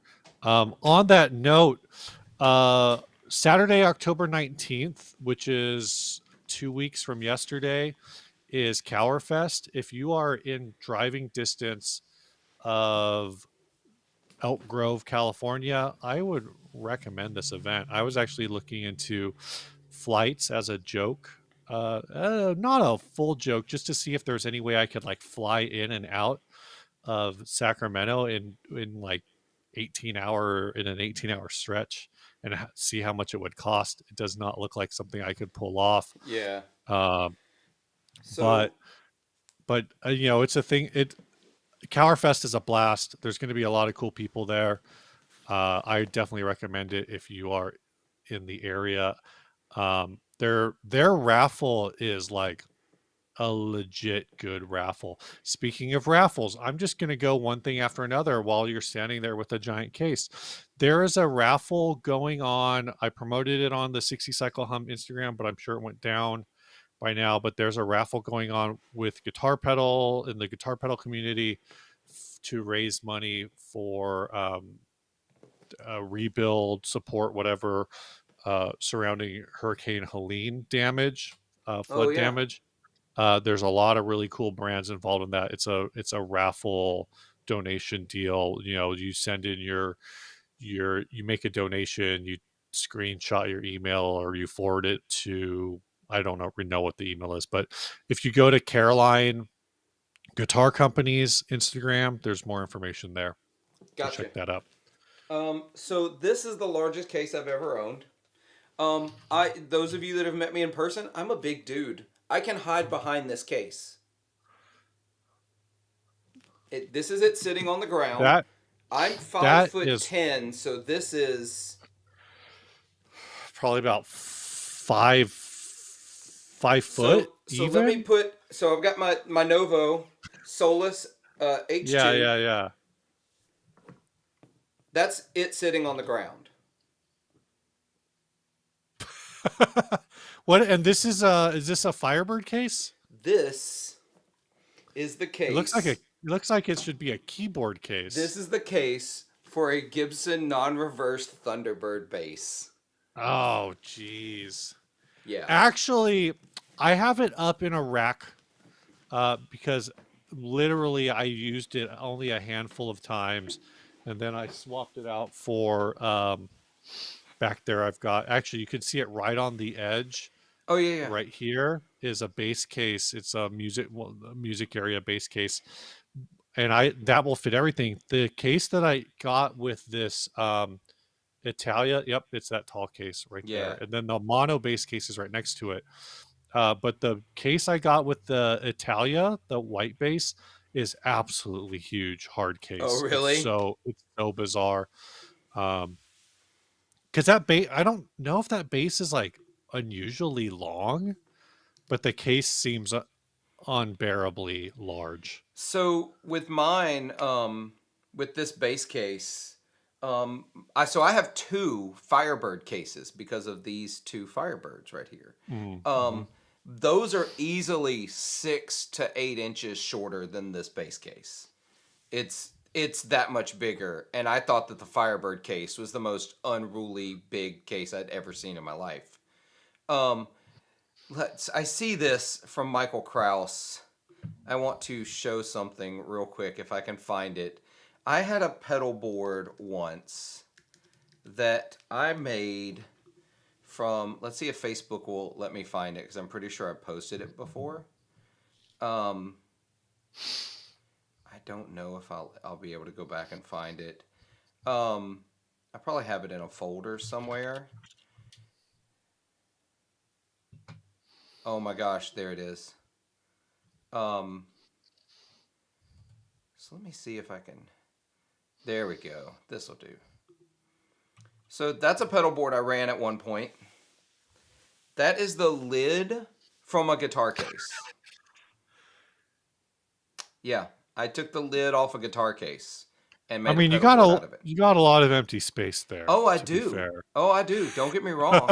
So the board that it's sitting on, I had to reinforce it because it was kind of flimsy. So I cut a piece of like, I don't know, 3/8 inch plywood. Not three. It wasn't. Yeah, maybe 3/8. Maybe I'm 1/4. Plywood and put it in the case and like glued it in. And yeah, that was my pedal board for a while. Um, that was awful to gig. It was truly awful. But there, yeah, there's tons of wasted space there. There's just tons. Anywho, I think I should just build the pedal boards I want to build and not try to film it. yeah, don't try to Because film it. that's the thing that's like killing me on it is like I keep thinking like, well, I like, do I really want to film this thing? Um, No, you don't. and if I film it, it's like, well, then if you film it, then you have to make the video. Yeah, yeah. Well, uh, don't film but it. I Film you talking about it later and why you made the decisions, not the actual build of it itself. yeah. That's a Well, better video. one of the I got the PT1. I've been talking about, like, again. I've been talking about this forever. Uh huh. Like, I want to put all my Caroline pedals back on one board, just kind of for the stunt of it. I don't Yeah, know. that's fine. Dude, I definitely have put together stunt boards before, where I used to have. I don't have the delay reverb anymore, but I had the Fox Gear Wave, Hmm. and it's a certain enclosure size, and I have a phaser in that same enclosure size, and I have a dual fuzz overdrive in that enclosure size. So I put them all on one board, basically as a gimmick, as a You say total. Did you say Fox pedal? Is Or it Fox Pedal or Fox Gear? is it the reverb? Um, Let me see. It is Fox Pedal the Wave. Yeah. Yeah, that was a really cool pedal, but it is also impractically large. Oh yeah, yeah, absolutely. That pedal is a for the nerd folks out there. That is a 1776 board. Um, 1776 effects. That pedal is a combination of, I think, the Rub-a-Dub Deluxe reverb. I don't Eh. remember because that was a brand that actually you could. It looks like they're out. 1776 effects is closed until further notice, Yeah, yeah. but So all the they were Fox one of the Gear, brands Fox Pedal that stuff's you, gone too. yeah. Well, Fox Pedal was bought by Creation Music a long time ago. Um, Gotcha. but I think, 1776 effects was doing the deal where they were just selling PCBs, and if you wanted, you could like buy the licensing rights basically to buy Okay. this. We should have bought it, Steve. We could have gone in together and. Oh my gosh! I would say, at least as far as I know, this is a whole controversial ish, I guess, I don't know, um, thing where um, you go on Reverb right now. Um, you will find so many pedals if you just go on and say you search for Klon or whatever. You will find so many brands. I'm air quoting brands here, and I just don't know what to think about this. Well, I do know my gut reaction to it Um, there are so many brands that are basically buying PCBs from Pedal PCB, putting them together, putting them in a very simple case, and then selling them on Reverb for like dirt cheap. Oh yeah, So, they're just um, they're just basically selling a kit that they did the work for. yeah, and I just don't know. I again, I know how I want to feel about it, but I don't know if it's fair. Like because well, I should say because I love that you recognize that though. I say because like okay, if I what's the difference between they've got on pedal PCB they've got a circuit called not a cliche. It's a $15 PCB. It's obviously somebody the guy went and traced it and traced the Nauticlon, and so you can buy this PCB. You can hunt down the parts, um, and I think if as an end user you're buying PCBs from this because you just want to build the pedals for yourself, that's Yeah, fine. I don't want to get into like the whole like pedal PCB is just doing circle tracing and or circuit tracing and whatever. But I just think it's like weird. I think it's different when you take a take the schematic of a tube screamer and then you breadboard it and then you take a picture of that breadboard or whatever and you send it to oh, you got the extra hot. yeah. I Very was gonna nice. say if I didn't I didn't know it this was out. this is the only ODR pedal I own anymore. Yeah, so it's out. He released it. He sells them through um, Carter Vintage. So Oh, okay. it's a partnership with Carter Vintage, and so you just got to wait for them to be in stock there. It's not a limited run. They're gonna keep making them as long as Carter Vintage keeps ordering them. So Yeah. So there was like a brand that I don't remember what they were called. Oh, Minimal. It's like Minimal pedals. okay. Uh yeah, Minimal I pedals. feel like that's a bad name of a pedal company because it's just gonna Well, find people telling you how to minimize your pedal collection. no, let me show you. This will make sense. I'll share this.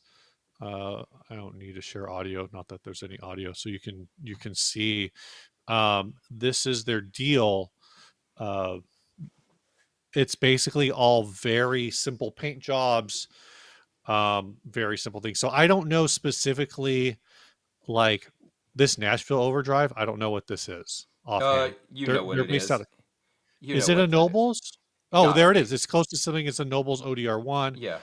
Um, I can't speak specifically to where this seller is sourcing. Oh, when I click on the thing, it opens it in a new window, so you can't see it. Oh. But the description here, the preamp is probably what does it say? It's a Benson preamp. So let me change the share. Okay. Why? I wish it would like move it to where I want, but whatever. Um, Let me. so like, so they're not even trying, in my opinion. Right. And Here this we is go. $153. So it's not. It's cheaper than the Benson preamp, but it's not cheap. It's closest sibling is the Benson preamp. It sounds 99% the same thing. So it's like straight up, again, not even pretending to be its own thing. And Right. this is where I kind of get into like the territory of I know that like Justice says there's no such thing as theft in pedal circuits. I understand that. I agree with it. I know people will argue because we've talked about like demon effects and how they try to they get so on the line with the graphics and whatever that it's like is demon effects actually or even warm audio like is warm audio doing getting close enough to the graphics that they actually are impinging on some sort of intellectual property. I don't know. I don't want to rehash that right now. This is just a thing that I struggle to process as a human being. I'm trying to figure out how to get me back on this screen. Well, I'm gonna stop. Yeah, that's I don't know how you get you back on the screen. There I am. Have Look at that. Okay. So I was going to So share this so real quick though, while we're on this subject. Found this picture on their Instagram. Here's a picture of the. Yeah, there we go. It looks decent on the inside. Um, oh, while we get back to this, Michael, let's talk about this. This is what not pedal is true. that? I will have to go back and look. That was the I don't know. It doesn't say. That's the problem. And there's no like second photo of the front of it to tell me what it is. Oh, okay. So, Michael, it's not true. Warm Audio makes stuff that exists still. They did it with the OCD, which is still being made. They did it with the Zen Drive, which is still being made. They did it with um, The OCD, they at least could claim, oh, we're making the old circuit. I'm not saying that yeah, it's a good excuse. I'm just yeah. saying that they They could could make make that that claim. excuse. But with the Zen Drive, that's a licensed product, Yep, right? that's a licensed product that still exists. They absolutely are making something that's still being made and can be ordered right now to this day. Um, so it's one of those things. I Okay, think they're on shaky ground. I'm going to bring this back to a second because we just talked about this, and this is because you said like, yeah, we don't exactly know what the circuit is. It sounds like this one is a clone. I'm sharing if you want to pull this up. So Yeah. this right here, oh, it's blurry. That's too bad. But Um. right here, this is a pedal PCB logo in the Oh. corner. So this is what I'm saying. Like this isn't even, in my opinion, it's not even trying. You're not doing the groundwork. Right. You're just assembling. And it's a very clean assembly. It's not the absolute cleanest, but it's pretty clean. Like I would I would say like if I wanted to do this as a business, I would probably use cloth wire instead. Yeah. But that's an aesthetic choice. But again, I just this is gonna be listed for $150. This very much, in my opinion, falls into the territory of you bought a PCB for like 15 bucks and then you bought the parts and you dropped them in and it looks like the soldering's clean. I just and it's dumb. It's a very I recognize that I feel like it's a very um what's the word I'm looking for? It's a very like maybe not fair, Yeah. distinction for Whereas me to make. there's builders like my buddy Eric Brania who Hmm. builds. This is his rat build. Look at this. Look Yeah, at this thing. that's crazy. Yes, he's building a derivative circuit, but he's doing something interesting with it. He's doing it with old school germanium parts. Look at the op amp in that thing. Look at that. This right here. Yeah. That's an op amp. That's an old school one. Um and yeah. Or he builds things like tremolos. Look at on an old perf board kind of thing. Um Oh yeah. And I that have one of actually looks these. because I've built on that kind of board before, but Uh-huh. that even has kind of this vintage vibe to it. Yeah, yeah, it does. Yeah, I see. I love what he's doing. He's doing derivative circuits, but he's doing his own take on it. He's, building them in an interesting manner. He's not just getting a kit. This one, I have one of these in his old enclosure. That's a blue one. This is a harmonic percolator. Uh, oh, and Mm-hmm. Ian, yeah, that's before you even talk about Reeves is a whole other ball game, though. Yeah. Oh, but you know Somebody what? mentioned. I have a pedal. It's for sale if anybody wants it. From I'm not gonna. Let me see. I'll do the search in front of y'all. The Rift Elysium. Um, this thing. Low gain fuzz. It's one knob with a voicing switch. Look at the wiring on this. Oh, is that just all point to point? That is all point to point, That's nuts. and this is a $199 pedal. Somebody, I forget the name. Somebody a Sorry, it's while now ago 205 pounds. Now it's 205 pounds. mentioned a company called CKK Electronic. Their stuff looks really interesting. They're kind of doing a lot of bee themes, which is interesting. But Pete Thorne's done a demo. Pete is one of these guys who will not do a demo if he doesn't like the product. Yeah. So that's I also don't watch just his the demos because he is such a good player. The dude could play. He is the quintessential. He could play a broomstick through a cardboard box, and it would still sound incredible. yeah. Um,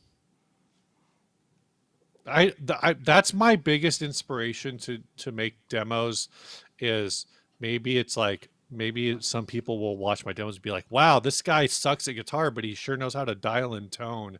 Well, I think there's a place for, so Jeremy Shepard calls it, there is a place for normal guitar players, like the non virtuoso guitar player in the demo space, because you can't, like, I only get so much information listening to someone like Pete play a pedal, right?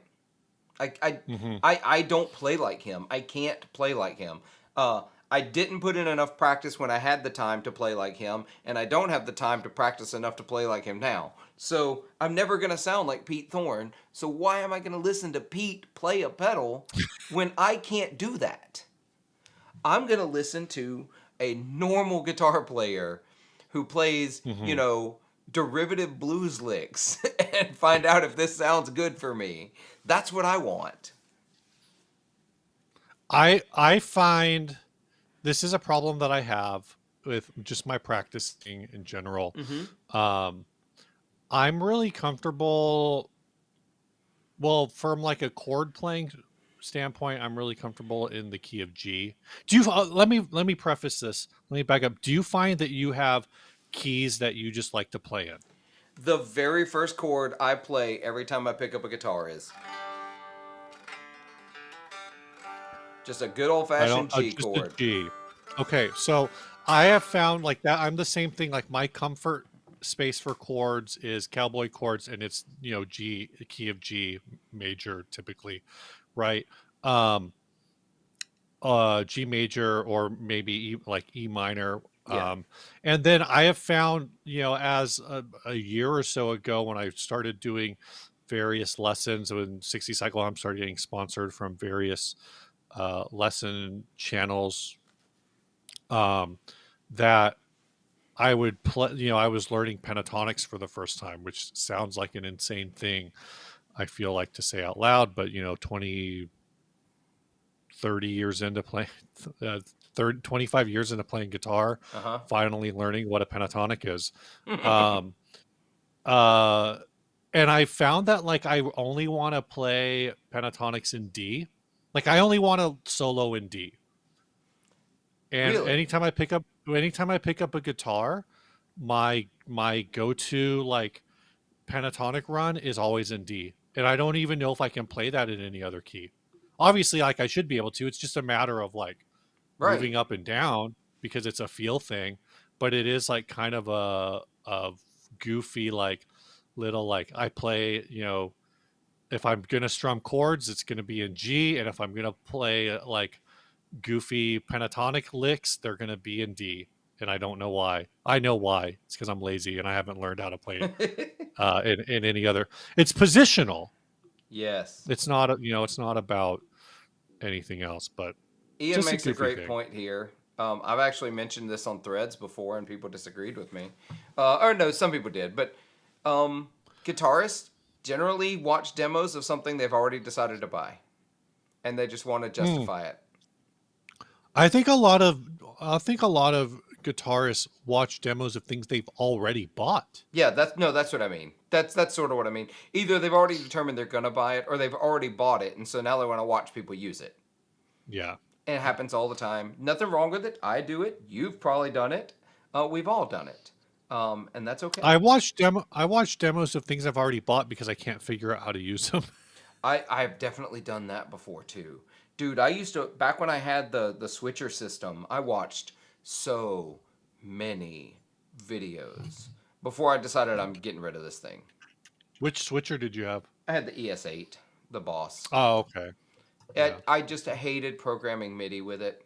I really hated it, and so I let it go because I did not need that much power on the pedal boards I Yeah. run. Yeah. I just don't. So Fuzzimp says Ryan makes my favorite demos on YouTube. That's builders users. I think there was a different comment I saw in here. Oh yeah, Steven, I get inspired by demo people who play well. Ambient Endeavors make an L. I think there's a lot of small builders. I just started working on, and I don't know how long it's going to take because it's about focus, and I just can't seem to focus because I keep wanting to go brush my horse in Red Dead Redemption. Um, but see, I I've been just distracted by Starfield. They put out new content for Starfield. So mm, then, so I just cracked open my second NAM video, uh-huh. which is recommending YouTubers, and Megan Lippy is Megan L is one of the people who gets recommended in there by one of the folks I asked the question to. So Oh, I nice. started on that one. But yeah, Megan L is great. Ambient Endeavors is great. Signal Path, they're kind of Ambient Yeah. Endeavors, Signal Path, and Mark Johnston are kind of this little trio of related channels guys Yeah. to hang out. It's funny, and I don't know. So I'm registered for NAM. I assume I'm are you ready. registered? Ready to go. Um, at least I think I'm registered. I got a thing that said I was registered. Yeah, me too. I I got a thing I after I went. did all the paperwork. Yeah, I did the paperwork, I should say. I don't know if I have. I'm not actually sure I've received confirmation. But it was one of the things that was funny last year, and I don't know how we'll handle it this year. Every year I say that I'm gonna like break out and be more independent, but I Uh-huh. never actually do. Well, it's a time Um, thing, Steve. It's a time thing. it is. So last year we went to that Villains Brewing thing that was hosted by Signal Path. He set that up, Oh and yeah. I was talking to those guys, and I was like, "Yeah, Ryan wants to go to the creator thing back at the hotel, and whatever." And so we ended up going to that, and one of the guys goes like, "Yeah, Ryan used to be the everyman, but now he just wants to hang out with the big wigs." And like it was just like, it was like some fun shit talk. Like it wasn't anything serious, but it was like just a funny little thing like to to hear. And so I feel like there's a part of me that's like wants to hang out with those guys more than do the big creator event, but also I know like the big creator event. I don't know if there's going to be one this year, Yeah, I don't know but if I there's do gonna be know one like either. those big creator events, everything's paid for. Yeah, exactly. That's the beauty of that.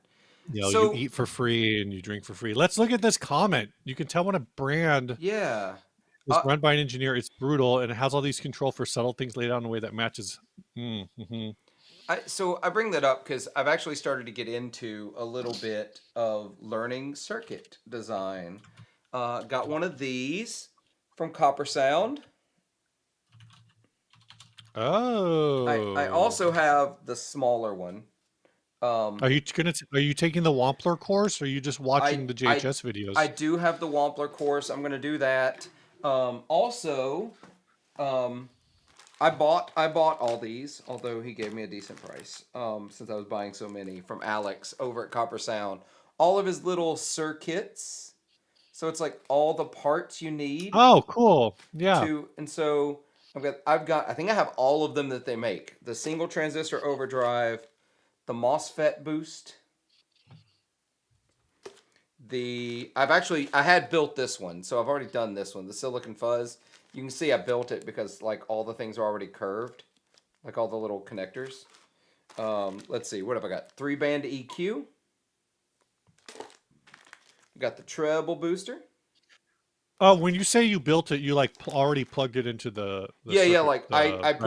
I put it all together on the breadboard, got it to work because the instructions are really good. So when you look at the instructions, they're like, okay, Mhm. let's do power filtering, and they show you how power filtering works. And then they're like, Gotcha. okay, now we're gonna build, this is a certain amplifier section, or this is the EQ section, and so you're building it in sections like that. So it's really, really instructional. So I'm gonna build these first, and then I'm gonna go through the Wampler course.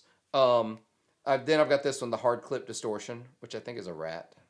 Um, but then also I had Alex put together like a grab bag of extra like commonly used parts Mm-hmm. so that I can just grab them and build and start like tinkering with design a little bit once Yeah, I feel that's cool. comfortable. So I highly recommend it. Well, it's like you can even just put together, like, say, whatever, like the fuzz or the overdrive or whatever, and just start swapping out, Hey, swap out parts. Yeah, exactly. resistors in position and And whatnot. they do make really cool little substitution boxes for like capacitors and resistors and Mm-hmm. transistors and diodes where there's like a bunch in a enclosure. You take the two leads, put them where you want them, or three leads depending on what it is. Transistors have three. Yeah. And then you can just flip a switch through the different ones to try different ones in audition them in the circuit. I'm looking at a picture of the Simplifier Deluxe, which is mentioned here, and it has 10, 11, 12, 13, 14, 10, 18 knobs, and four, um, Yeah, here I'll eight, share it. eight toggle switches. So I don't, how about we just call, at some point, do they just call it the complexifier? There's got to have been irony in the name of this, right? Because Well, the original simplifier was kind of simpler. there are knobs, jacks, or switches on 5 out of the 6 sides of this cube. Yeah. Oh, I didn't even see the toggle switches on the Oh, edge. these right here for spread, Yeah. the reverb, channel. I just Uh, Harrow, I want to hit this question yeah, let's do that one. when we're done here, but No, no, yeah, no. I that's think that's all we're gonna say about the simplifier. It's not simple. That's all I'm saying. Wait, there it is. um Harrow says, have you and Ryan thought of changing the podcast content and quit the comments about the weird guitar finds? The answer to that is no. If anything, if we quit doing weird guitar finds, we'll just quit the podcast. Right. I There's feel not a like podcast without that. that's the niche. That's the best thing y'all Yeah. do. And I know in some ways that limits the reach, but um the reality of it is I know there's brands that do it, or there's podcasts that do it. Guitar Nerds obviously is probably the biggest one. Mm-hmm. Chasing Tone. Um what, Michael Krause's comment? Yes. It's Yeah, true. Michael would be absolutely distraught. I don't know what he would do with the 10 extra hours he has every week because he's not oh my sending god. in ads to the show. But the reality is like the ads are like a almost, it feels like an almost infinite resource. Whereas Yeah. They're on it, constantly being made. um I don't know. I'm trying to actually, I need to look up because I don't remember when the last time we recorded was. So It's been we a might be while. recording um September 24th was the last podcast recording date. So we're recording again this week. Okay. Right. So think about the topics that we talked about today, like Joe Bonamassa Epiphone. I don't even know what else is new in the guitar world, but the reality is like there's shows that do news. They do it probably better. Um, there's not. I don't think for Ryan and I, like, doing a rehash of the news isn't that interesting. I don't. I think there's a lot of guitar podcasts that tried to do that and didn't survive Nope. because of that, because you're struggling, like, oh, what do can I come up with an original take on this, can I do this, can I do that, and again, it's like it's a renewable resource, Yeah. so I don't see us ever changing um the thing. If we did, Also, it would just turn into like a pure troll, and it would be horrific, and it would be such a struggle to get to an hour. then y'all So would become the Gear Slum. Yeah, it's like I mean, there's not even really. I don't know. I don't know how people get to an hour. It's hard sometimes. Let me tell you. So Michael, I feel like these two things are related. What would you do with all the ads you find? I think if they stopped doing that, you would have all the time that you needed to do the Wampler course. Uh, I can't help you with motivation, but yeah. Um, so Guitar while nerds, we're no, the guitar nerds talks a lot.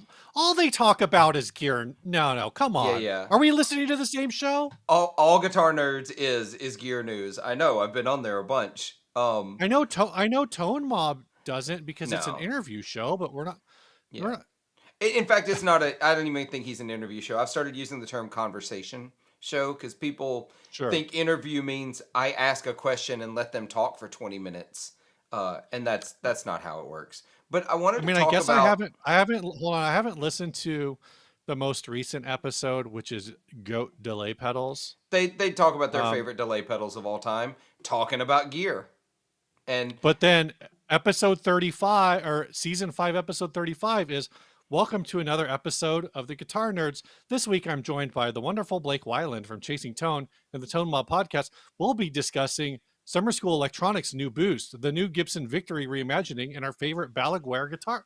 So yeah, it's like two of those things are news. yeah, There's a lot of news on that show. yeah. So I'm gonna back up. We're gonna talk about news on this show, except we're gonna talk about old news because that's how we do things, Steve. I want to talk about this. I want to talk about this so bad. Oh, the panel verb. I love this amp. I love this amp so very, very, very much. Um, I want one. I want one very badly. I don't know that I'm going to get one. I'm excited it exists. I don't think I can drop 3 grand on this amp. Um, but They're never going to get cheaper. I know. I'm hoping to find one on the used market if I'm being honest at some point. Because they're not limited. This is not a limited edition thing. This is a thing that is going to be regularly available.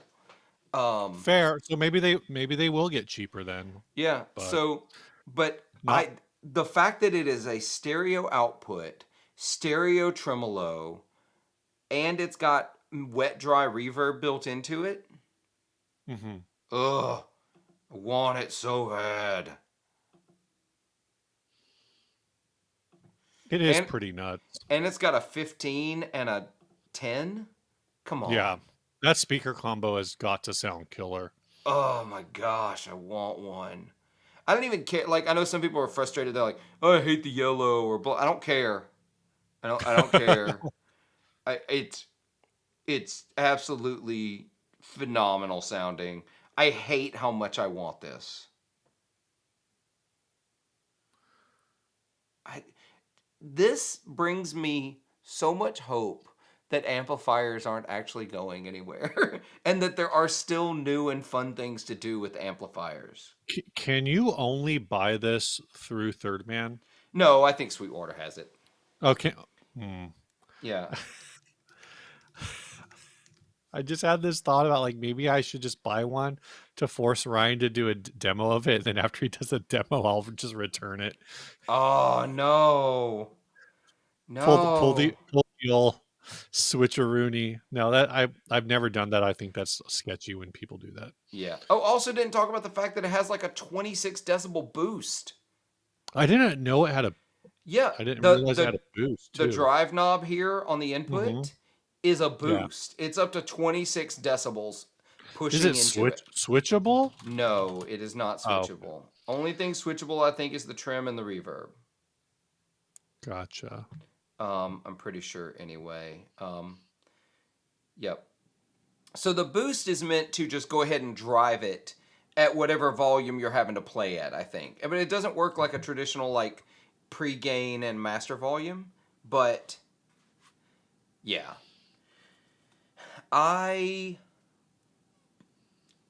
I hate how much I want it. I want it so bad.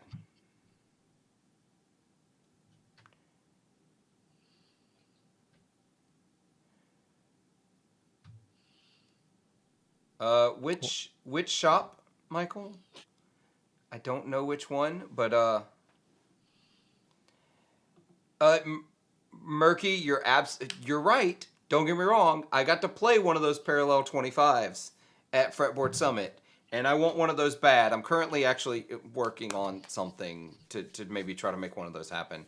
I've been talking with Charles, and I think we're going to be doing some work together. So, um, on some stuff, but I but the real gist is the fact that it's going to give me stereo harmonic trim in one cabinet Hmm. and wet dry reverb so that I can mix it how I want it is those two things alone are absolutely unparalleled in amp. Nobody else is doing that.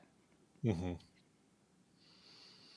Oh, we got a thumbs down. I don't know what I said. Does somebody just not like this amp? Is that what it is?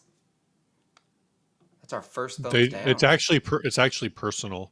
Yeah, it's personal. I'll take that personally. It's fine. No, Uh, nobody likes me anyway. It's fine. But yeah, I love this amp. I want one, but I'm probably not gonna get one. I have way too many amps. Oh, Manchester. Yeah, I did not make it there. I really wanted to, but just didn't get around to it. Anyway, that's my favorite piece of gear I think that's come out this year is the Panoverb. is that going to be? Are you doing Gear of the Year? I assume I you I are. am. I am. So Uh, for those of you that are listening still, I'm doing Gear of the Year with Guitar Nerds. I'm pretty sure. Joe hasn't officially asked me, but we've been talking about it, so I'm assuming I'm in. There is actually a link in the description of this live stream right now, where you can submit things that have come out this year. It's just a Google form. That's all it is. It's not voting. It is just, hey, we need some help trying to remember everything that came out this year. So, yeah, and I'll sort through them. I'm gonna whittle them down because I'm sure there's gonna be lots and lots of repeats, which is fine. I'd rather everything get mentioned and I have to clear out repeats than to miss things. I submit. So Joe posted on the Guitar Nerds Facebook group Uh huh. uh, a thing for um basically for members of the group to submit for like Gear of the Year. Like, Yeah. oh, what kind of gear should we be considering? So of course I submitted the Pelican Noiseworks 5050 version 3. Yeah. Yeah. It's in that list. Somebody, I guess you did it, but yeah. Yeah, it was me. Yeah. So I did. I actually posted that in Guitar Nerds and Oh, he you pinned it. posted it. Yeah, he pinned it to the top. That's the same form. Um, Yeah. Hero, I absolutely disagree. It's not too loud. It's just not meant for the places you're playing it. It's not too loud, just that's what the volume knob is for, right? Exactly. Um, Paolo, um, Mark 3 5 watt. What? I feel like I missed something. Is there like a Mesa Boogie? I no. I don't know. Anytime anything is labeled as a Mark III, You I think instantly of think it. Mesa I think Boogie. it's yeah. Maybe he's talking Oh, about. there's a Blackstar Yeah, I was thinking Mark maybe the III. Blackstar. I don't know anything about Blackstar stuff. Apparently, this one has a cab rig speaker simulation. Is cab rig 2 notes? Oh, No, it is Blackstars. speaking of Reeves Electronics, there he is. What's up, Reeves? What's up, Marcus? We were talking about you earlier. Um, yeah. So this is the Blackstar 5 watt. Um, I don't. I genuinely don't know anything about Blackstar amps. They are an interesting brand. Preface with that. They kind of remind me, and it's not just because of the name. It feels like the name though is Blackheart. Do you remember Yeah, yeah, Blackheart I remember. amp, I remember Blackheart. which was a crate brand? Um, Blackstar kind of feels like the same to me, where apparently the company was founded by a group of ex-Marshall employees, which is interesting. That is Uh, interesting. one of the technical director at Blackstar, the original one, was the former chief design engineer at Marshall. Uh, Okay. they kind of fit in that realm, but I feel like they've diluted their brand a lot with kind of these. Well, honestly, the HT series has been okay, but they've also had a lot of, was it the ID Core series, kind of diluted the brand a little bit. So I don't know. The guy from Marshall is no longer there because he died. R.I.P. in Oh. peace. Oh. Um, R.I.P. in peace. Really? yeah, there's the ID series. Um, ID Core is kind of bad, but yeah, they were kind of like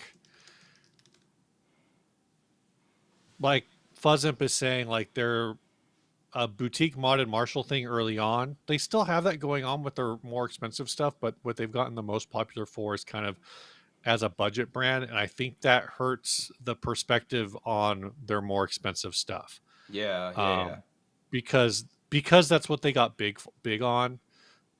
But I know Ryan did the St. James series Mm-hmm. for the demo for them, and that amp was like really cool. I feel like there was another one he did more recently, the debut, that was I think pretty good. Um, but they kind of have a brand dilution problem. I don't know anything about this Mark III or the technology they're using. It is a $600 5-watt tube head, Yeah. which with a ton of features. So Yeah. It's got like um, USB audio. It's got cab sim built in. I mean, it seems pretty good. Um, yeah, I'm going to go back to this. Murky says, I want the Fender Tone Master version of the Supersonic 22. Am I insane? Yes.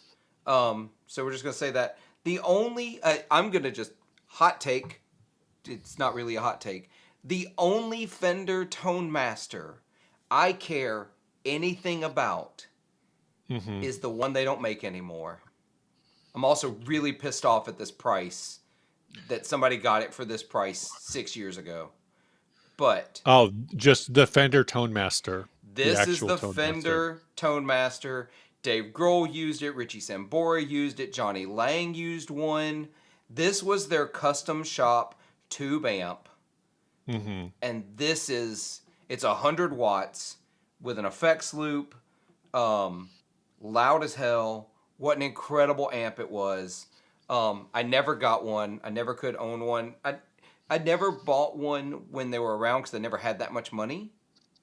Yeah, Um, yeah, and now that I have, adult money, making with a full time job and no kids, I just I have other amps now. So, but yeah, this was sort of their first like dip into the um dipping into that channel switching, uh, 100 watt, higher gain, really, really doing it kind of thing sound.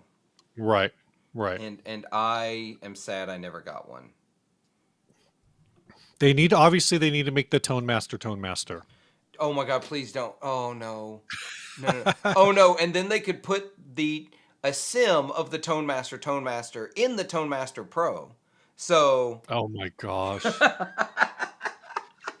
I'm gonna step out for a second. I'll be back. I okay. just need to go do a thing real quick. Okay, well, I'm gonna solo this for a little bit. All right, so let's see what else we got going on here, guys. While Steve is stepping out, we're probably getting really close to being done. Yeah. So De Bruyne, we've been going for a little bit here. We had a little technical difficulty at the top that I may or may not edit out in the replay version. Um,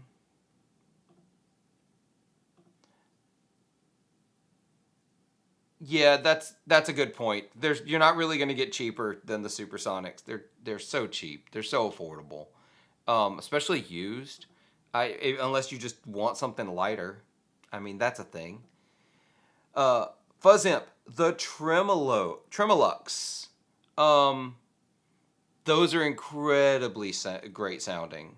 Uh I've played a bunch of them and never owned one.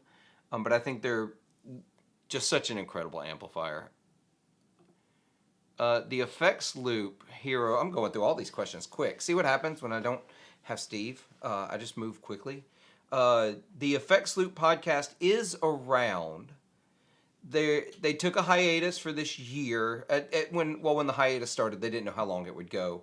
I know Scott is wanting to relaunch some things, but I don't know if or when that's actually going to happen.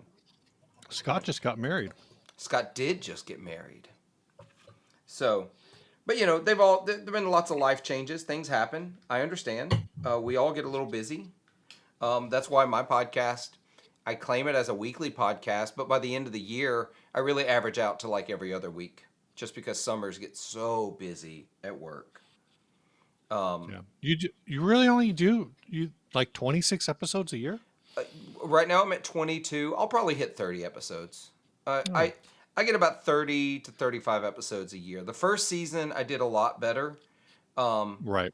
but it's just then just coming out of COVID, everything picked back up at work, and so there's lots of things going on. Yeah. Um, Fuzz Imp. The continued trending is more new tube amps will be made, and the innovation and market for tubes will trend towards higher and higher end as time goes on. I think you've seen this happen in a different industry before. Look at the hi-fi market. What Mm, used to be hmm. super commonplace, and then slowly got replaced by transistor. Now the only market for high-end hi-fi gear, hi-fi 2 gear, is the high end. Sorry, that was really badly worded. The only market for tube hi-fi gear is in the high end. Right. I don't know that tube amps will get completely there, but yeah, I could see that going that way. I mean, there's definitely like a push. I don't, Yeah, as it's long as I think we could be a pretty far out. I think generationally, hmm um, we're probably still at least 20 years away from tube amps going fully high end only. yeah. I think it'll I be think it's even interesting that further. I think it's further I think away. it yeah, I think it'll be interesting to see how like um digital native uh how like the digital native thing changes the perception on tube amps eventually. But there is something I think to be said for not having to carry a laptop with you everywhere you go or whatever. Yeah, I think there's a lot. Um and I think the general I haven't looked into it because I just can't be bothered to care, but I kind of feel like the Nano Cortex flopped. I do too. I Um, feel like it was not well received. Now that doesn't mean that in the long run it won't be kind of thought highly of, but in the initial like gut reaction of the launch, it was not what people wanted. But yeah. right now, you know how it's funny because everybody said like Dave Grohl needs to go hug who was it that had the singer replaced? I'm trying to think of the band. Uh, Lincoln Park. Lincoln Park? Yeah, like Why does Lincoln Park and Taylor Swift both had like big news happen the same day that Dave Grohl's Bad News dropped, Oh, and so it kind of didn't hit the headlines that maybe it could have. I feel like Neural DSP is kind of thinking the same thing about Kemper.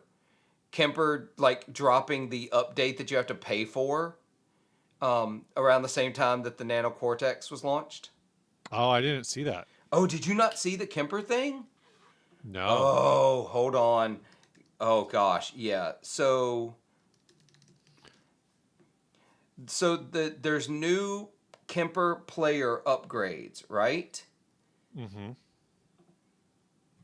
Oh, hold on. Kemper player update. There's a Kemper player update, and it is. Hold on, where? Donde está? The profiler player upgrades. Yeah, yeah. Da-da-da. So here it is. I think this is going to be the site right here. Okay. So to get the upgrades to the Kemper player profile that they launched, right? Oh, yep, here it is. Mhm. So let's look at this. So here's the Kemper player profiler, right? Profiler player. It's their small version.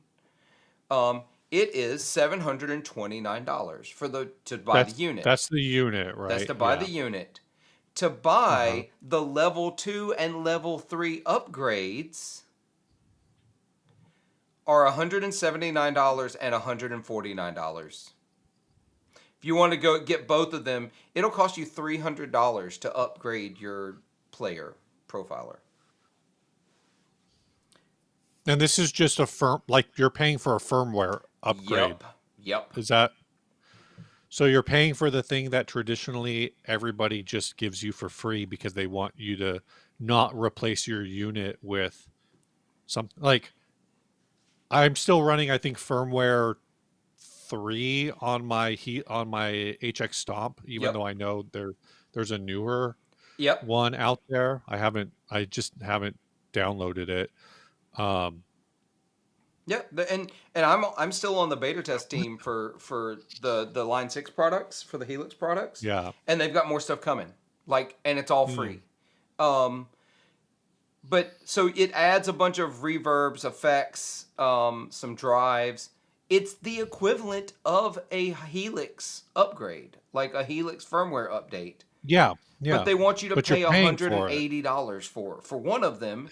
And That's then if you so want the level weird. 3, which gives you 8 individual effects modules, a parallel path, a looper, and a Mhm. rig memory to store more rigs. Like, these should be free updates, free firmware updates for your product. Yeah. You That's should not be just charging £300 or dollars for it. yeah. I'm trying to Dollars. find this. Someone mentioned earlier. I don't remember who it was. Oh, Michael Kraus mentioned Copper Sound releasing a double tap pedal, but I'm not seeing Yeah, I it don't know what that is. anywhere. Their Instagram looks a little behind though. Yeah, I'm looking. Maybe this is it. They've got a dual tap tempo sync tool. Oh, Yeah, yeah. okay. It lets you sync two tap tempo devices with one foot switch.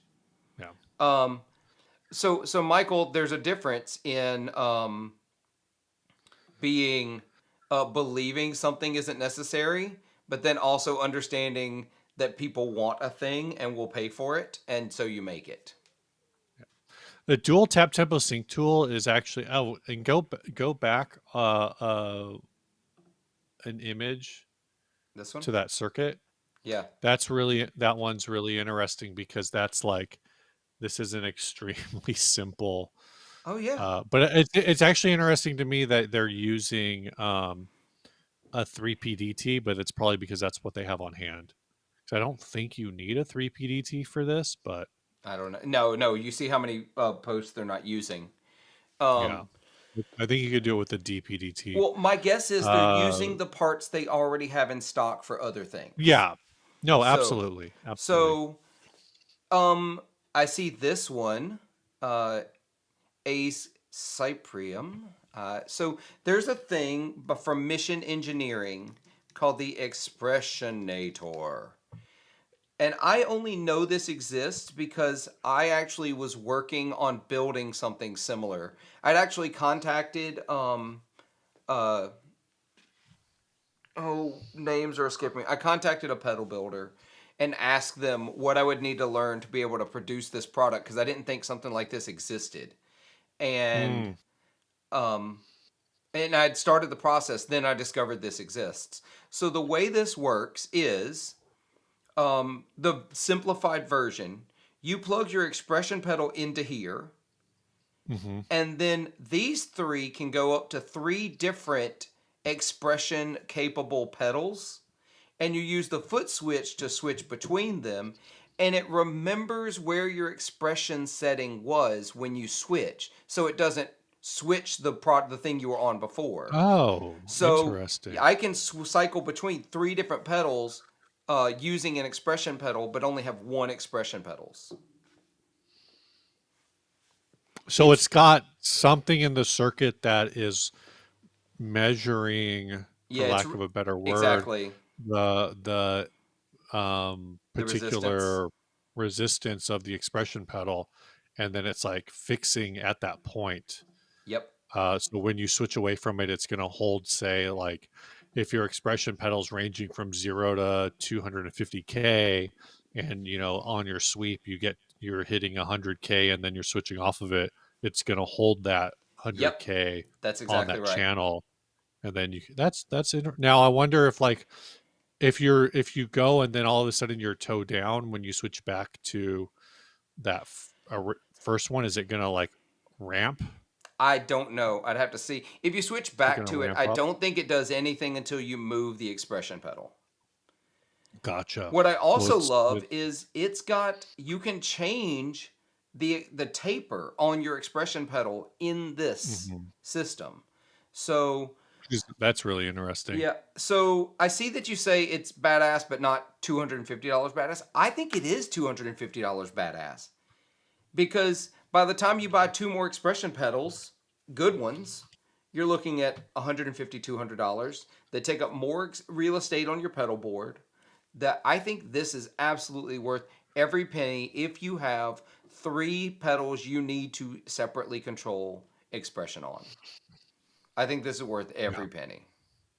There's a lot going on. It sounds like there's a lot going on inside of it. Yeah. Trying to find like a but I don't know if there's going to be any, Yeah, I because don't know. There's that's also like these types of pedals. People tend to not take them apart because it's right. not that Why would you? interesting. Why would you? It's like, well, it works, so that's all you need to know. Exactly. Let me see if I can So, find. I doubt there's a gut shot of it anywhere. yeah, it's digital. So as soon as something becomes digital, it becomes expensive. Yeah, exactly. It's digital. Also, on the gut shot, it probably means it's all SMD and it's not really that Yeah. interesting on the inside, to be Yeah. honest.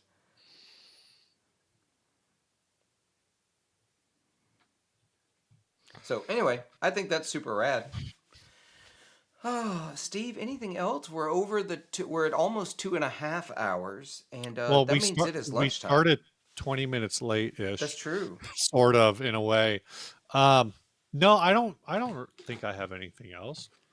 Yeah, I think I I'm feel gonna like go eat lunch. I think we covered a lot of stuff. we did cover a lot of Yeah. things. All right. So y'all have a new episode coming out tomorrow. Um, Yep.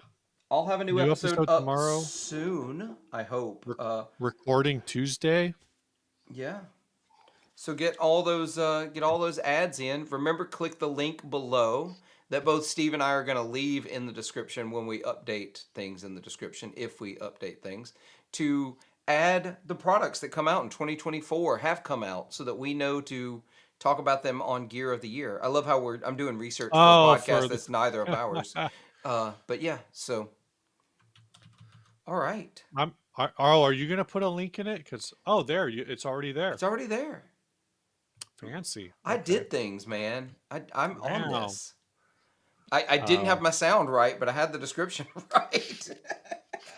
well, I'm dropping in the 60 cycle hum boilerplate on my end as well. Yeah, I So need to do that. all of my typical links will be there. Um, but yeah, thanks for sticking around, everyone. We had an active group. Even when it's small, it's always fun when it's pretty active. Yeah, So appreciate exactly. everyone That's what for I hanging love. out. You all could have been watching. That's probably why are the Lions playing right now? Because I noticed Snarky was here earlier and now he's not. So I'm assuming the Lions are on. They might be. I don't know. I've been getting Uh, fantasy football updates and I've been ignoring them. So, I think I have them all turned. Well, I only have scoring updates turned on, and my team sucks, so I don't get a lot of those. I got you. Um, Well, Detroit's on a bye this week. It's oh, bye week already. Good. Good Yeah, God! man. Did you I've got discuss several anything players on the bye week. interesting? Mark wants to know if we discussed anything interesting. The answer to that's probably no. But you should watch it anyway. Yeah, for the just put it on loop and walk away from your computer for a Do couple hours. yeah, do that. Do that on the 40-watt one, please do. Yeah, I yeah. need the watch hours. All right, y'all. We're gonna take it easy. Y'all take it easy, and be good to yourselves. Be kind to each other. Make some noise. Stay grounded.